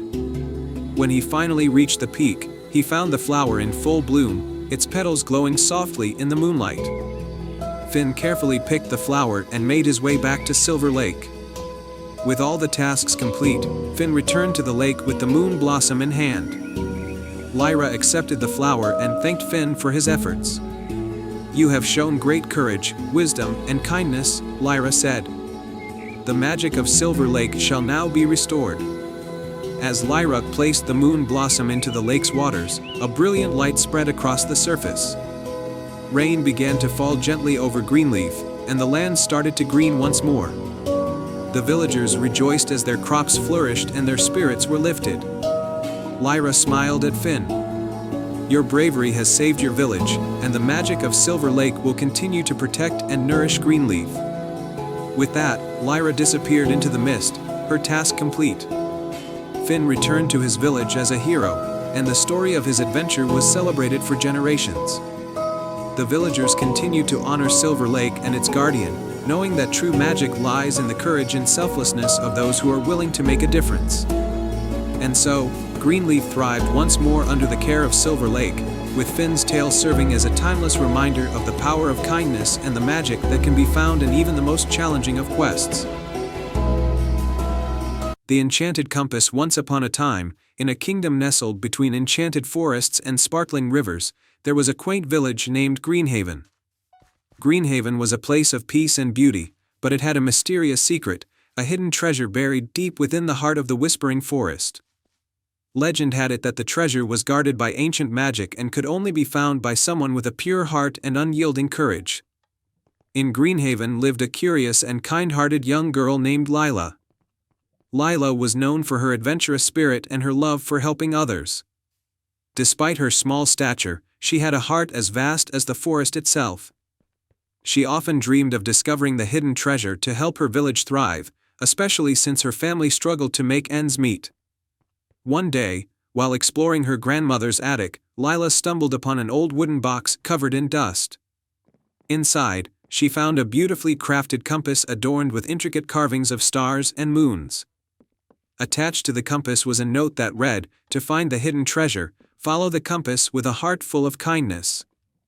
The journey begins. Excited by her discovery, Lila decided to embark on a quest to find the hidden treasure. As she set off into the Whispering Forest, the compass began to glow softly, guiding her deeper into the woods. The forest was alive with magical creatures and shimmering lights, and the trees seemed to whisper secrets as she walked. Lila soon encountered a wise old tortoise named Thorn. Thorn had a gentle demeanor and spoke with a voice that rumbled like distant thunder. "To proceed, you must solve a riddle," Thorn said. "Listen carefully. I have cities, but no houses. I have mountains, but no trees. I have water, but no fish. What am I?" Lila thought for a moment and then answered, "A map." Thorn nodded in approval and revealed a hidden path that would lead Lila further into the forest. "Follow this path, but be mindful of the magic that dwells within the woods," Thorn warned. The enchanted clearing. As Lila ventured deeper, she arrived at a stunning clearing bathed in moonlight. At the center of the clearing stood a magnificent, ancient tree with branches that sparkled like diamonds. The compass in Lila's hand began to spin wildly, its needle pointing directly at the tree. Lila approached the tree and saw a small door carved into its trunk. She hesitated for a moment, then gently opened the door, revealing a spiral staircase leading downward. With a deep breath, Lila descended the staircase, her heart pounding with anticipation. At the bottom of the stairs, Lila entered a cavern filled with glittering gemstones and golden artifacts. In the center of the cavern was a pedestal with a chest covered in delicate vines. The compass's needle pointed directly at the chest. The treasure and its guardian. As Lila approached the chest, a gentle but imposing figure emerged from the shadows. It was a guardian spirit with shimmering wings and a serene expression. "You have shown great courage and kindness," the guardian said. "To claim the treasure, you must answer one final question. What is the greatest treasure of all?" Lila thought deeply and replied, "The greatest treasure of all is the love and kindness we share with others." The guardian smiled warmly and nodded. "You have spoken the truth. This treasure is not just for one, but for all who are deserving." The chest slowly opened, revealing not gold or jewels, but a beautiful, glowing orb. The orb radiated a warm light that filled the cavern and then expanded outward, touching every corner of the Whispering Forest. The magic of the orb. As the light spread, Lila noticed that the forest around her began to flourish. The trees grew lush and green, and the animals came out to play, their coats gleaming with vitality. The orb's magic revitalized the land, ensuring that Greenhaven would never suffer from drought or famine again. Lila returned to her village with a heart full of joy and hope. The villagers marveled at the transformation and celebrated Lila's bravery. The enchantment brought prosperity to Greenhaven, and the village thrived like never before. The legacy Lila's adventure became a cherished tale in Greenhaven, a story passed down through generations. The compass and the orb were revered as symbols of hope and kindness, reminding everyone that the true treasure lies in the love and selflessness we show to one another. And so, Greenhaven continued to flourish, forever blessed by the magic of the enchanted compass and the heart of one extraordinary young girl. Once upon a time, in a kingdom called Luminera, there was a small village named Crestwood. This village was nestled between rolling hills and bordered by the vast, mysterious Whispering Sea. Crestwood was known for its harmony and prosperity, thanks to the magical golden feather that hung in the village square. It was said that the feather was a gift from the legendary phoenix, and it brought good fortune and abundant harvests to the village. One day, a terrible storm struck Crestwood. The winds howled and the sea raged, and when the storm finally passed, the villagers discovered that the golden feather was missing. The village was plunged into despair, and the crops began to wither. The village elders, desperate to restore their prosperity, called for a meeting to decide what to do. In Crestwood lived a young boy named Finn, known for his adventurous spirit and kind heart. Finn loved listening to the tales of the phoenix and dreamed of one day seeing the mythical bird. When he heard about the missing feather, he felt a deep sense of responsibility and volunteered to find it. The villagers were hesitant at first, worried for Finn's safety, but his determination and courage won them over. The village elders gave him a map, said to lead to the Enchanted Isle, where the phoenix resided. They also gave him a small, enchanted compass that would guide him through the treacherous sea. With the compass in hand and the map tucked safely in his satchel, Finn set off towards the Whispering Sea. As he reached the shore, he found an old, weathered boat waiting for him. Taking a deep breath, he pushed the boat into the water and began his journey. The sea was unpredictable and filled with hidden dangers. Finn faced fierce storms, swirling whirlpools, and creatures of the deep. But the enchanted compass always guided him through the perilous waters. After days of arduous travel, he finally saw a glimmering island in the distance, the Enchanted Isle. As Finn approached the island, he was greeted by an array of magical creatures, talking animals, shimmering fairies, and gentle giants. They welcomed him warmly and led him to the heart of the isle, where the legendary phoenix resided.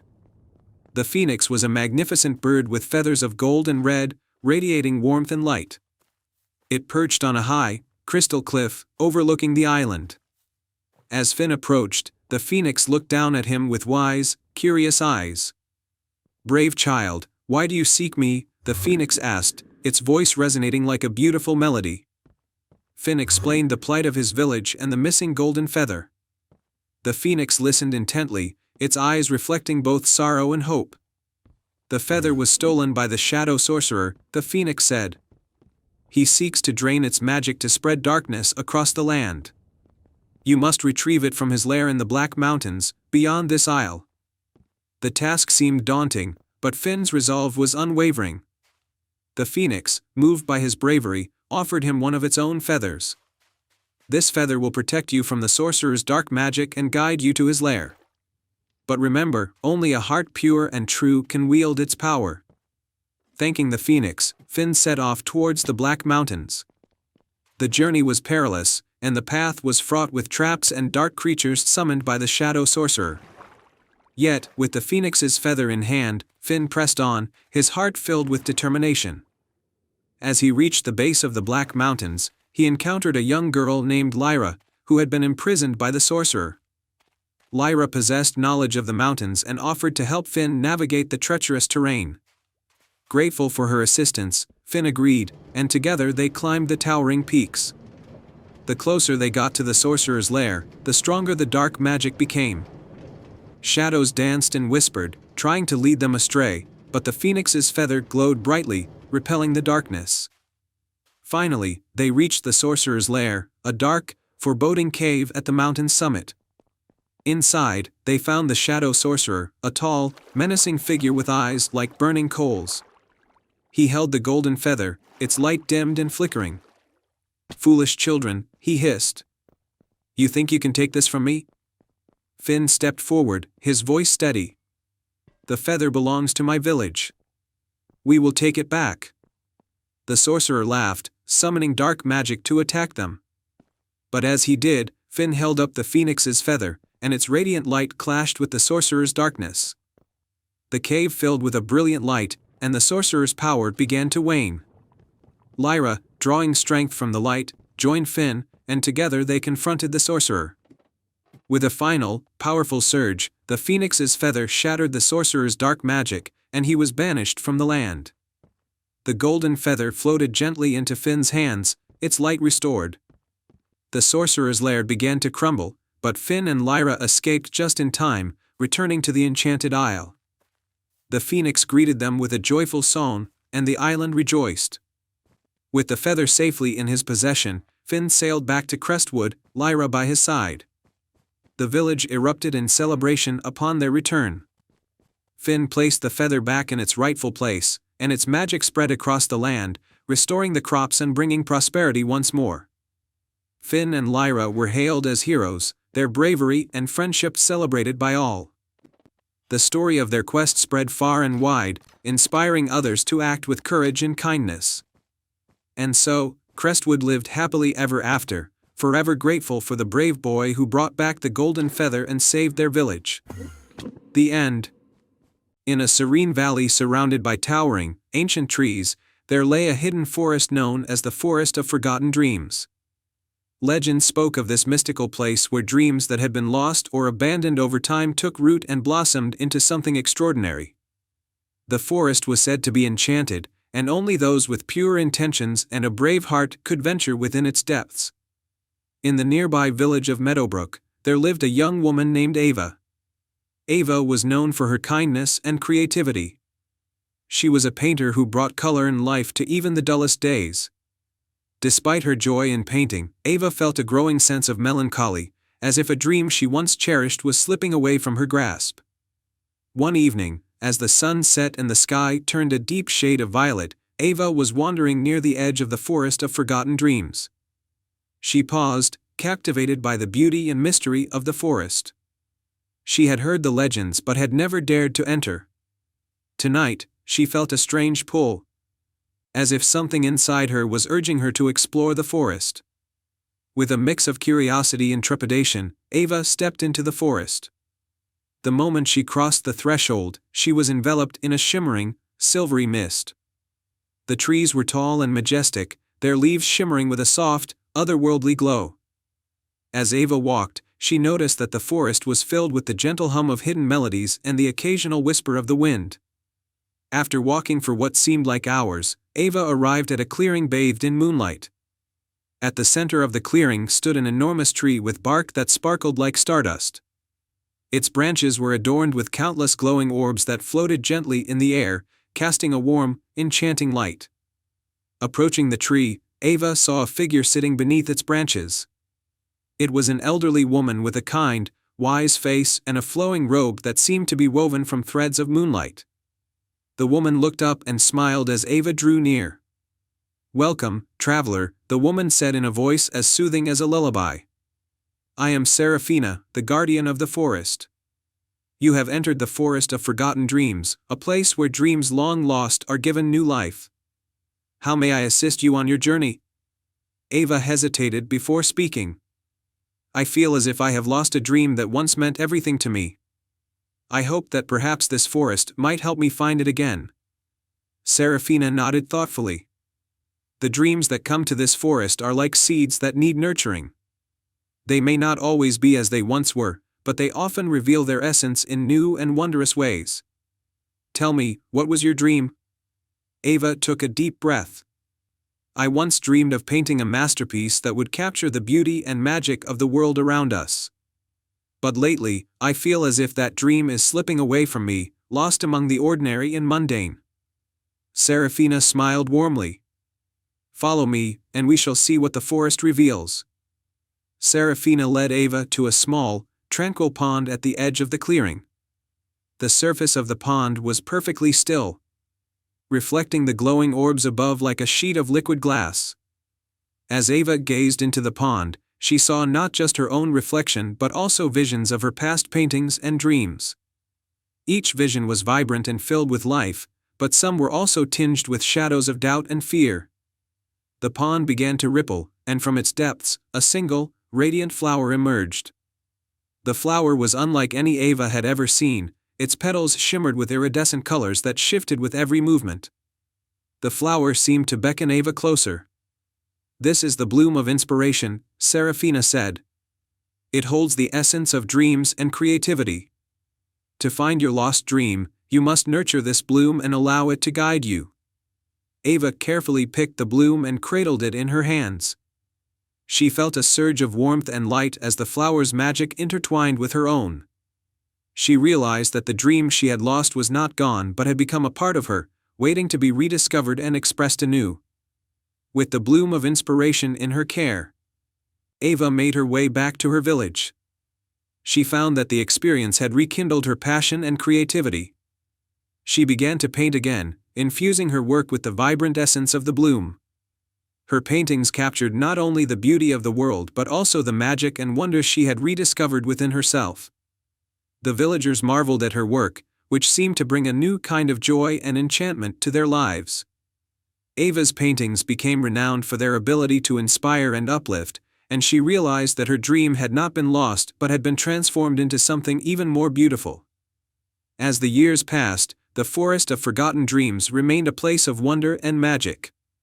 Ava often visited the forest, finding new inspiration and dreams among its glowing orbs and magical blooms. Her story was passed down through generations as a reminder that dreams, once lost, could always be found again if one followed their heart with courage and creativity. And so, the legend of Ava and the bloom of inspiration continued to inspire countless others. Once upon a time, in a cozy little village nestled between rolling hills and lush forests, there was a young artist named Mia. Mia loved to paint, but her works never seemed to capture the magic she saw in her mind. Her paintings were lovely but lacked the sparkle she longed for. One day, while wandering in the woods for inspiration, Mia stumbled upon a small, hidden glade. In the center of this glade was an ancient oak tree with a door carved into its trunk. Curious, Mia gently knocked on the door. To her surprise, it creaked open, revealing a cozy room inside filled with shelves of paintbrushes, paints, and canvases. An elderly woman with a warm smile greeted her. "Welcome, dear," she said. "I am Alara, the guardian of the enchanted paintbrushes. How can I help you?" Mia explained her longing to capture the true magic of the world in her art. Alara listened thoughtfully and then handed Mia a beautiful paintbrush with intricate designs on its handle. "This is the enchanted paintbrush," Alara explained. "It has the power to bring your paintings to life, but it must be used with a pure heart and a genuine wish to spread joy." Excited and a bit nervous, Mia thanked Alara and promised to use the paintbrush wisely. She returned to her cottage and began to paint with her new treasure. As she dipped the paintbrush into vibrant colors, something extraordinary happened. The colors seemed to glow and dance. Mia painted a garden with blooming flowers, and as she added the final touches, the flowers began to sway as if touched by a gentle breeze. She painted a cheerful village scene, and the houses appeared to sparkle with light. Her paintings were more magical than she had ever imagined. One day, the village fell under a spell of sadness. The once bright and lively streets were now draped in gray, and the villagers felt a heavy gloom. Mia knew she had to do something. She remembered the enchanted paintbrush and decided to use it to bring happiness back to her village. She painted a large mural on the town square's wall, a scene of joy, laughter, and friendship. As she worked, the colors swirled and glowed, filling the mural with life. Birds chirped, flowers bloomed, and people in the mural danced and laughed. The mural seemed to come alive, and its happiness began to spread through the village. The gray clouds lifted, and the village was once again filled with color and joy. The villagers gathered around the mural, marveling at its beauty. They felt their spirits lift and their hearts warm. Mia's art had not only captured magic but had shared it with everyone. Word of Mia's magical painting spread far and wide, and people from neighboring villages came to see the enchanted mural. Mia shared her story in The Secret of the Enchanted Paintbrush, reminding everyone that the true magic of art lies in the joy and love it brings to others. Ilera visited Mia again and praised her for using the paintbrush with a kind heart. "You have done well, Mia. The enchanted paintbrush is a gift, but the true magic comes from the heart." Mia continued to paint, her artworks now filled with the vibrant, living magic she had discovered. The village flourished, and the joy she spread through her art was felt far and wide. She became known as the artist who could paint happiness, and her legacy lived on in every stroke of her brush. Once upon a time, in a picturesque village surrounded by rolling hills and vibrant meadows, there was a legend about a hidden melody that could bring peace and harmony to anyone who heard it. The melody was said to be hidden deep within a magical forest, known as the Whispering Woods, where the trees sang softly with the wind and the streams babbled gentle tunes. In this village lived a young girl named Eloan. Eloan was known for her love of music and her ability to play the lute with a grace that captivated everyone who listened. Despite her talent, she often felt that her music could be more than just beautiful notes, it could heal hearts and bring people together. So, when she heard about the hidden melody, Eloan was determined to find it and share it with her village. One bright morning, with the first light of dawn casting a golden hue over the land, Eloan set out for the Whispering Woods. She carried her lute in a small pouch of provisions, her heart filled with hope and excitement. As she entered the forest, the trees seemed to welcome her with a soft rustling, and the air was filled with the sweet scent of blooming flowers. The forest was alive with gentle sounds, as if the trees were whispering secrets and the birds were singing in harmony. Eloan followed a winding path that led deeper into the woods. The path was lined with glowing mushrooms and delicate, luminescent flowers that seemed to guide her way.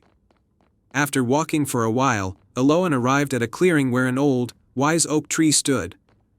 The tree's branches were adorned with shimmering leaves, and its trunk was covered in intricate carvings. As Eloan approached, she heard a soft, melodic hum emanating from the tree. "Welcome, Eloan," a gentle voice said. It was the spirit of the oak tree, glowing with a soft, golden light. To find the hidden melody, you must complete 3 tasks, each one testing a different aspect of your heart. Eloan nodded eagerly, ready to accept the challenge. The first task was the task of generosity. The spirit guided Eloan to a grove where a family of deer was struggling to find food.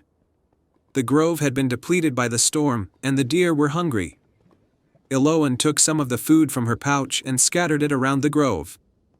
The deer approached, their eyes filled with gratitude, and soon they were eating happily. The second task was the task of courage. The spirit led Eloan to a deep, shadowy ravine where a frightened fox was trapped. The fox had ventured too close to the edge and was unable to find its way back. Eloan carefully descended into the ravine, calming the fox with her soothing voice. She helped the fox climb back up to safety, and the fox nuzzled her in thanks before disappearing into the forest. The final task was the task of wisdom. Eloan was presented with a riddle inscribed on a stone pedestal, asterisk, "I can be cracked, made, told, and played. What am I?" Star. Eloan pondered the riddle, remembering her own experiences and the lessons she had learned. After a moment of thought, she answered, "A joke." The stone pedestal glowed softly, and a hidden compartment opened, revealing an old, beautifully crafted music box. With the music box in hand, Eloan returned to the oak tree. The spirit of the oak tree smiled and said, "You have completed the tasks with a true heart. The hidden melody is now yours to share." Eloan opened the music box, and a delicate, enchanting tune filled the air. The melody was unlike anything she had ever heard, soothing and uplifting, with a harmony that resonated deeply. She played the melody on her lute, and the notes blended seamlessly with the music from the box. As Eloan played, the whispering woods seemed to come alive with the melody. The trees swayed gently, and the animals gathered around to listen. The music spread through the forest and beyond, reaching her village. When Eloan returned to the village, she shared the melody with her friends and family. The music brought a sense of calm and joy to everyone who heard it. The village was filled with laughter and harmony. And the bonds between the villagers grew stronger. The hidden melody became a cherished part of the village's traditions, and Eloan's music was celebrated as a gift from the Whispering Woods. The forest continued to hum its gentle tunes, and the village thrived in peace and unity. And so, Eloan's quest for the hidden melody became a beloved story, reminding everyone of the power of generosity, courage, and wisdom, and the magic that lies in sharing a beautiful gift. The end. Once upon a time, in a kingdom surrounded by rolling hills and lush meadows, there was a village called Rivendell. The villagers were kind and hardworking, and they had one beloved tradition. Every year, they would celebrate the Festival of Lights, which illuminated the entire village with glowing lanterns. However, one year, a mysterious fog descended upon the village, making it impossible for the villagers to light their lanterns. In this village lived a young girl named Leora. She was known for her bright spirit and unyielding curiosity. She loved the Festival of Lights more than anything and was determined to find a way to save it. The village elders, though concerned, had given up hope, believing that the fog would never lift. One day, as Leora wandered through the forest near Rivendell, she stumbled upon an old, forgotten path. Driven by her desire to help, she followed the path deep into the forest. After hours of walking, she found herself in front of a grand, ancient oak tree. The tree had a door carved into its trunk, which seemed to glow faintly. With a deep breath, Leora opened the door and stepped inside. The inside of the tree was a magical chamber, filled with glowing mushrooms and crystal-clear streams. In the center of the chamber was a wise old elf named Thorn, who had been guarding a special lantern for centuries. Thorn welcomed Leora and explained that the lantern was no ordinary one. It was the Lantern of Leora, named after a brave ancestor of hers who had once saved the kingdom from darkness. The lantern had the power to lift any magical fog, but it needed to be activated by someone with a pure heart and great courage. Thorn told Leora that the lantern could only be used once every 100 years and that its power had been sealed by a dark enchantment to prevent it from being used recklessly. To unlock the lantern's magic, Leora needed to complete 3 tasks, each representing a virtue: kindness, bravery, and wisdom. Task 1. Kindness. The first task led Leora to the River of Echoes, where a family of swans had been trapped by tangled reeds. The swans were desperate to be freed, but the reeds were too thick for them to navigate. Leora used her hands and tools to carefully untangle the reeds, freeing the swans. In gratitude, the swans gave her a feather each, which she was to keep as a symbol of kindness. Task 2. Bravery. For the second task, Leora ventured into the Whispering Caverns, where an enormous dragon had been guarding a precious gemstone. The dragon, though fierce, was actually under a spell that made it act out of anger and fear. Leora approached the dragon with a gentle heart, speaking to it with kind words and soothing gestures. She discovered that the dragon's spell was a result of a broken heart, and by offering it one of the swan feathers as a token of friendship, she broke the enchantment. The dragon was restored to its gentle self and gave Leora the gemstone as a reward for her bravery. Task 3. Wisdom. The final task took Leora to the enchanted library, where she needed to solve a riddle written on an ancient scroll. The riddle was a puzzle about the nature of light and darkness, and it required a deep understanding of the balance between them. After contemplating and reflecting on the riddle's meaning, Leora realized that true wisdom was knowing that light and darkness are part of a greater whole. She answered the riddle correctly, unlocking the scroll's magic and receiving a glowing crystal as a symbol of wisdom. With all 3 symbols of virtue, swan feathers, the gemstone, and the glowing crystal, Leora returned to the ancient oak tree. Thorn welcomed her back and was impressed by her achievements. Leora placed the symbols around the lantern of Leora, and the lantern's magic began to shine brightly. the lantern cast a brilliant light that cut through the fog surrounding Rivendell. As the light from the lantern reached the village, the fog lifted, and the villagers were amazed to see the Festival of Lights restored. The lantern's glow brought warmth and joy to the village, and the festival was more magnificent than ever before. The villagers celebrated Leora's bravery and kindness, and she became a hero in Rivendell. The lantern was returned to its place in the ancient oak tree, ready to be used again in another 100 years. Leora's story was told for generations, and her name became a symbol of courage and compassion. And so, the Festival of Lights continued to shine brightly in Rivendell, a testament to the power of kindness, bravery, and wisdom. Once upon a time, in a quaint village by the sea, lived a young girl named Lily. Lily had a passion for painting and spent her days creating beautiful pictures of the world around her.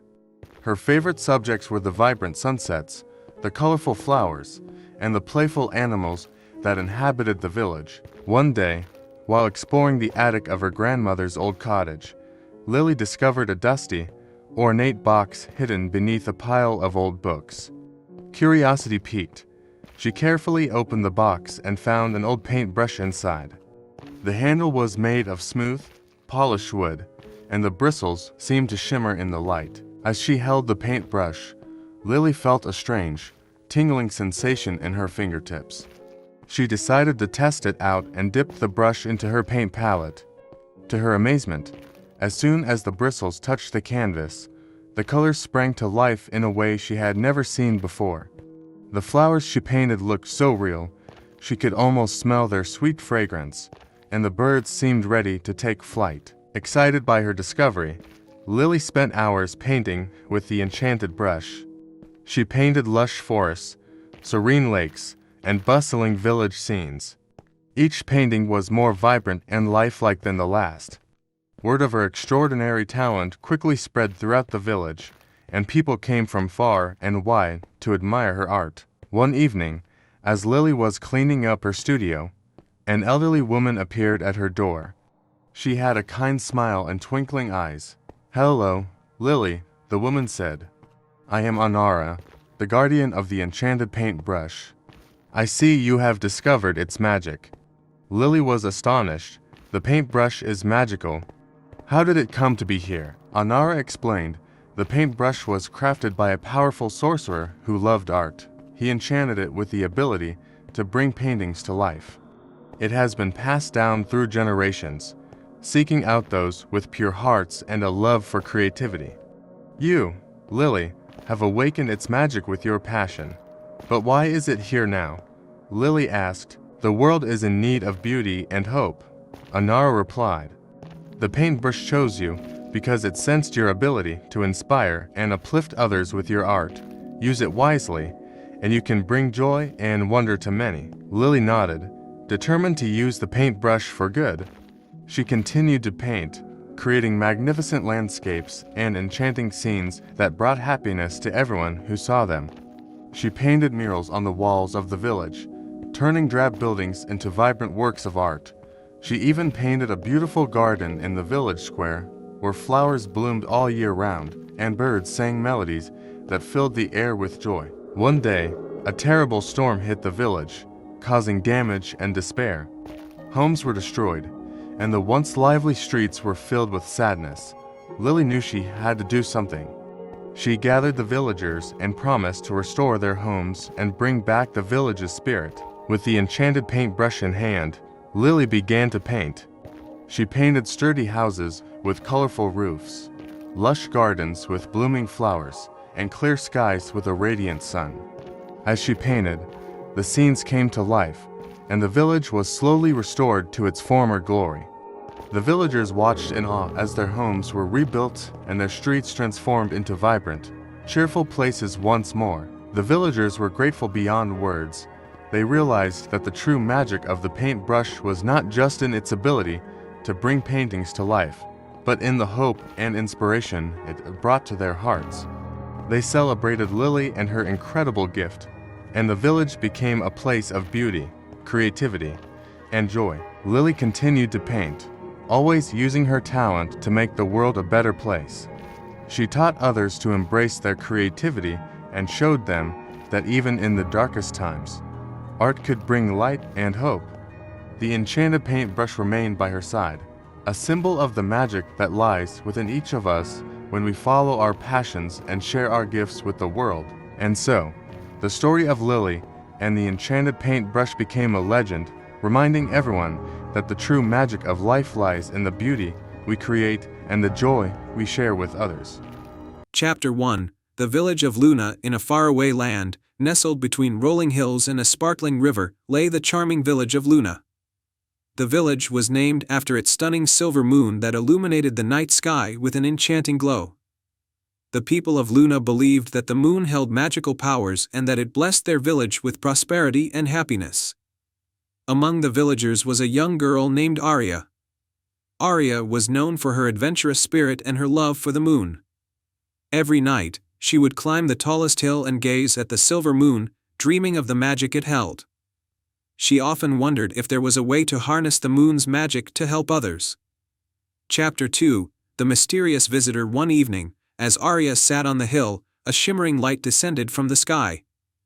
To her astonishment, a beautiful fairy appeared.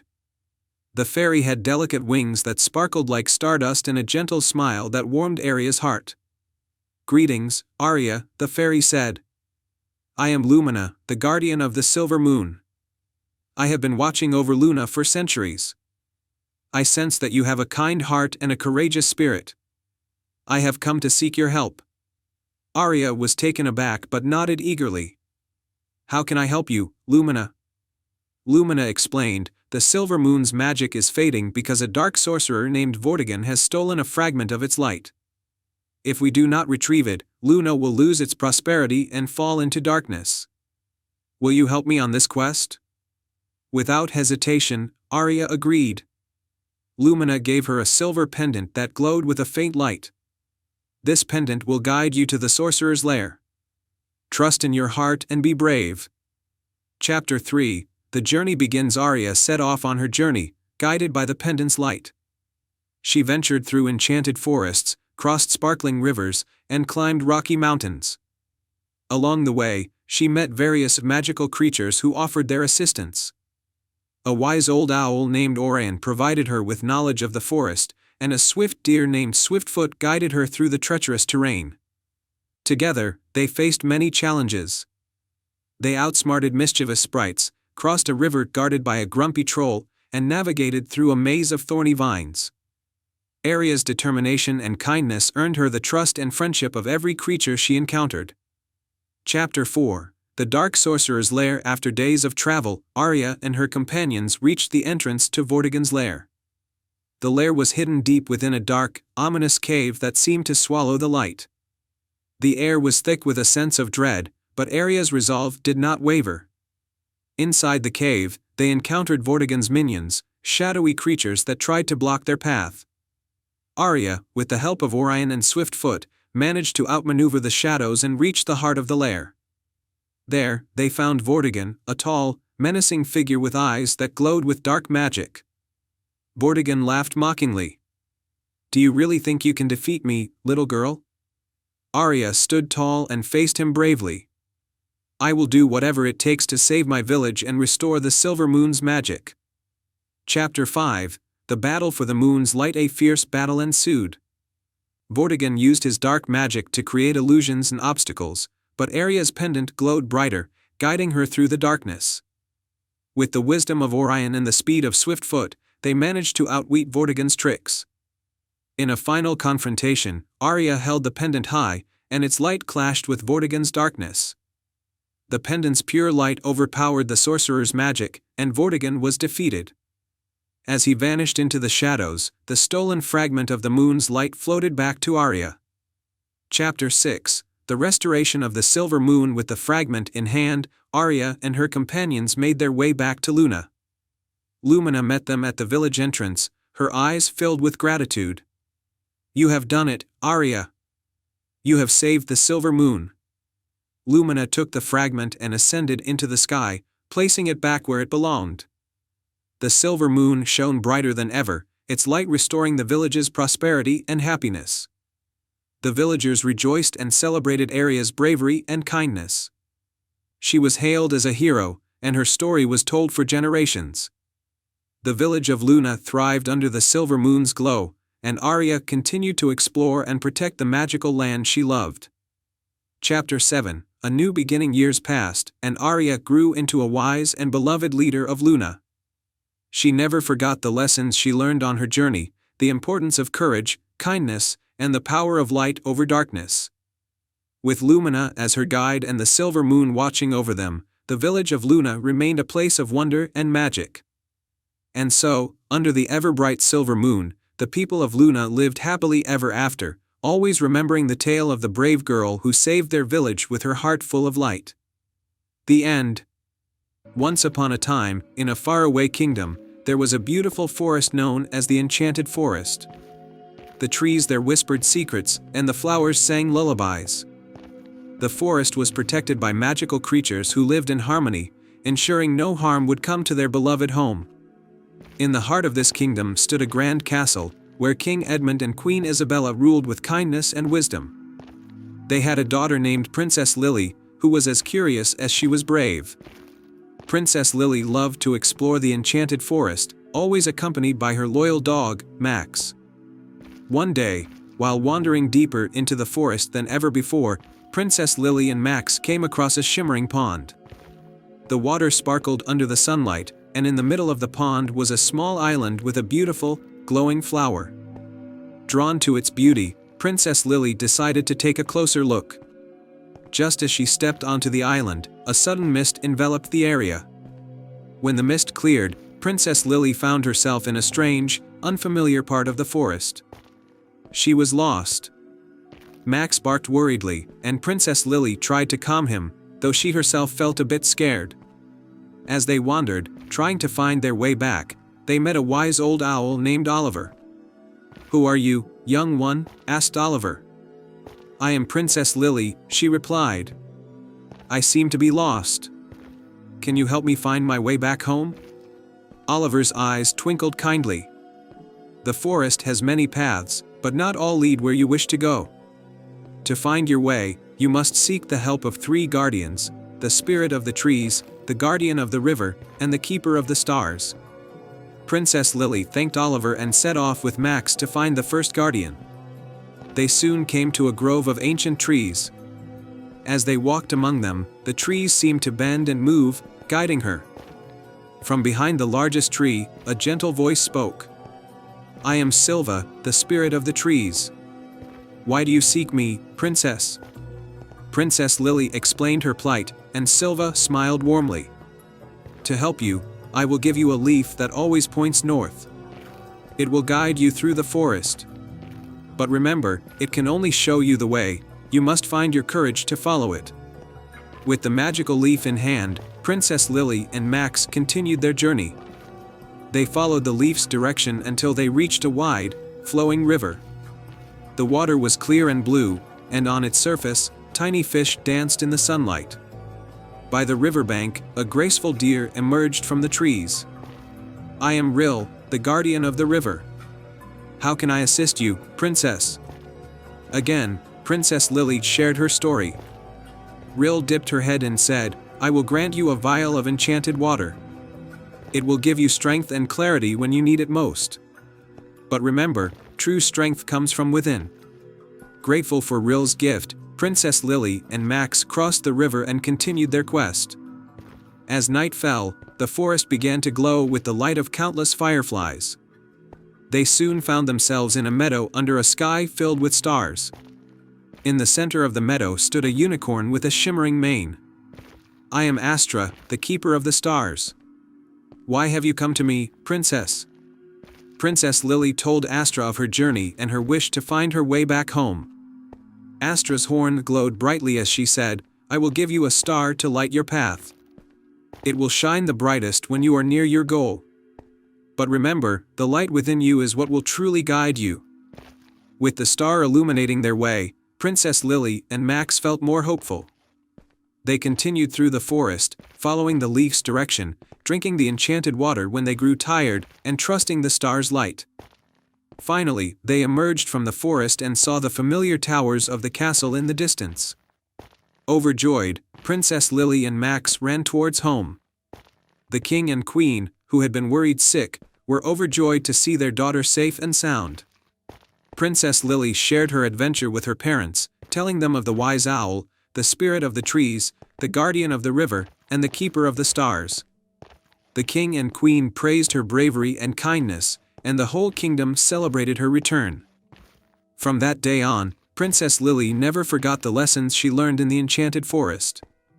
She became a wise and compassionate ruler, always guided by the courage and light within her. And so, the kingdom prospered, and the enchanted forest remained a place of magic and wonder for all to cherish. Once upon a time, in a charming village nestled at the edge of a vast, mystical forest, there was an enchanted garden that no one had seen for many years. The garden was said to be filled with magical flowers and guarded by a wise old owl who could answer any question. In this village lived a small, timid hedgehog named Hazel. Hazel was known for her curiosity and her kind heart. Every day, she would listen to the stories the elder animals told about the enchanted garden and dream of exploring it one day. However, she was always too afraid to venture into the forest, fearing what might be lurking in the dark woods. One sunny morning, the village faced a problem. The crops were not growing as they should, and the villagers were worried. The only hope they had was the enchanted garden, which was rumored to have plants with magical properties that could restore the land. The village elder called a meeting and announced, "We need someone brave to find the enchanted garden and bring back a magical flower. Who among us will take on this quest?" Hazel's heart raced. She longed to help her village, but was afraid of the journey through the forest. Despite her fears, Hazel decided to step forward. "I will find the enchanted garden and bring back a magical flower." The villagers were surprised, but cheered for Hazel. The elder gave her a small, ancient map that showed the way to the garden. With a determined heart and a small satchel for the magical flower, Hazel set off on her journey. As Hazel entered the forest, the trees seemed to whisper around her.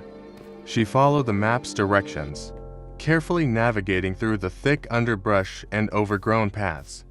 The forest was beautiful, but also mysterious, with every shadow seeming to hide a secret. After a while, Hazel came across a shimmering stream. The map indicated she needed to cross it, but there was no bridge. Just as she was wondering how to get across, a friendly beaver named Benny appeared. "Hello, little hedgehog," Benny said with a warm smile. "I see you need to cross the stream.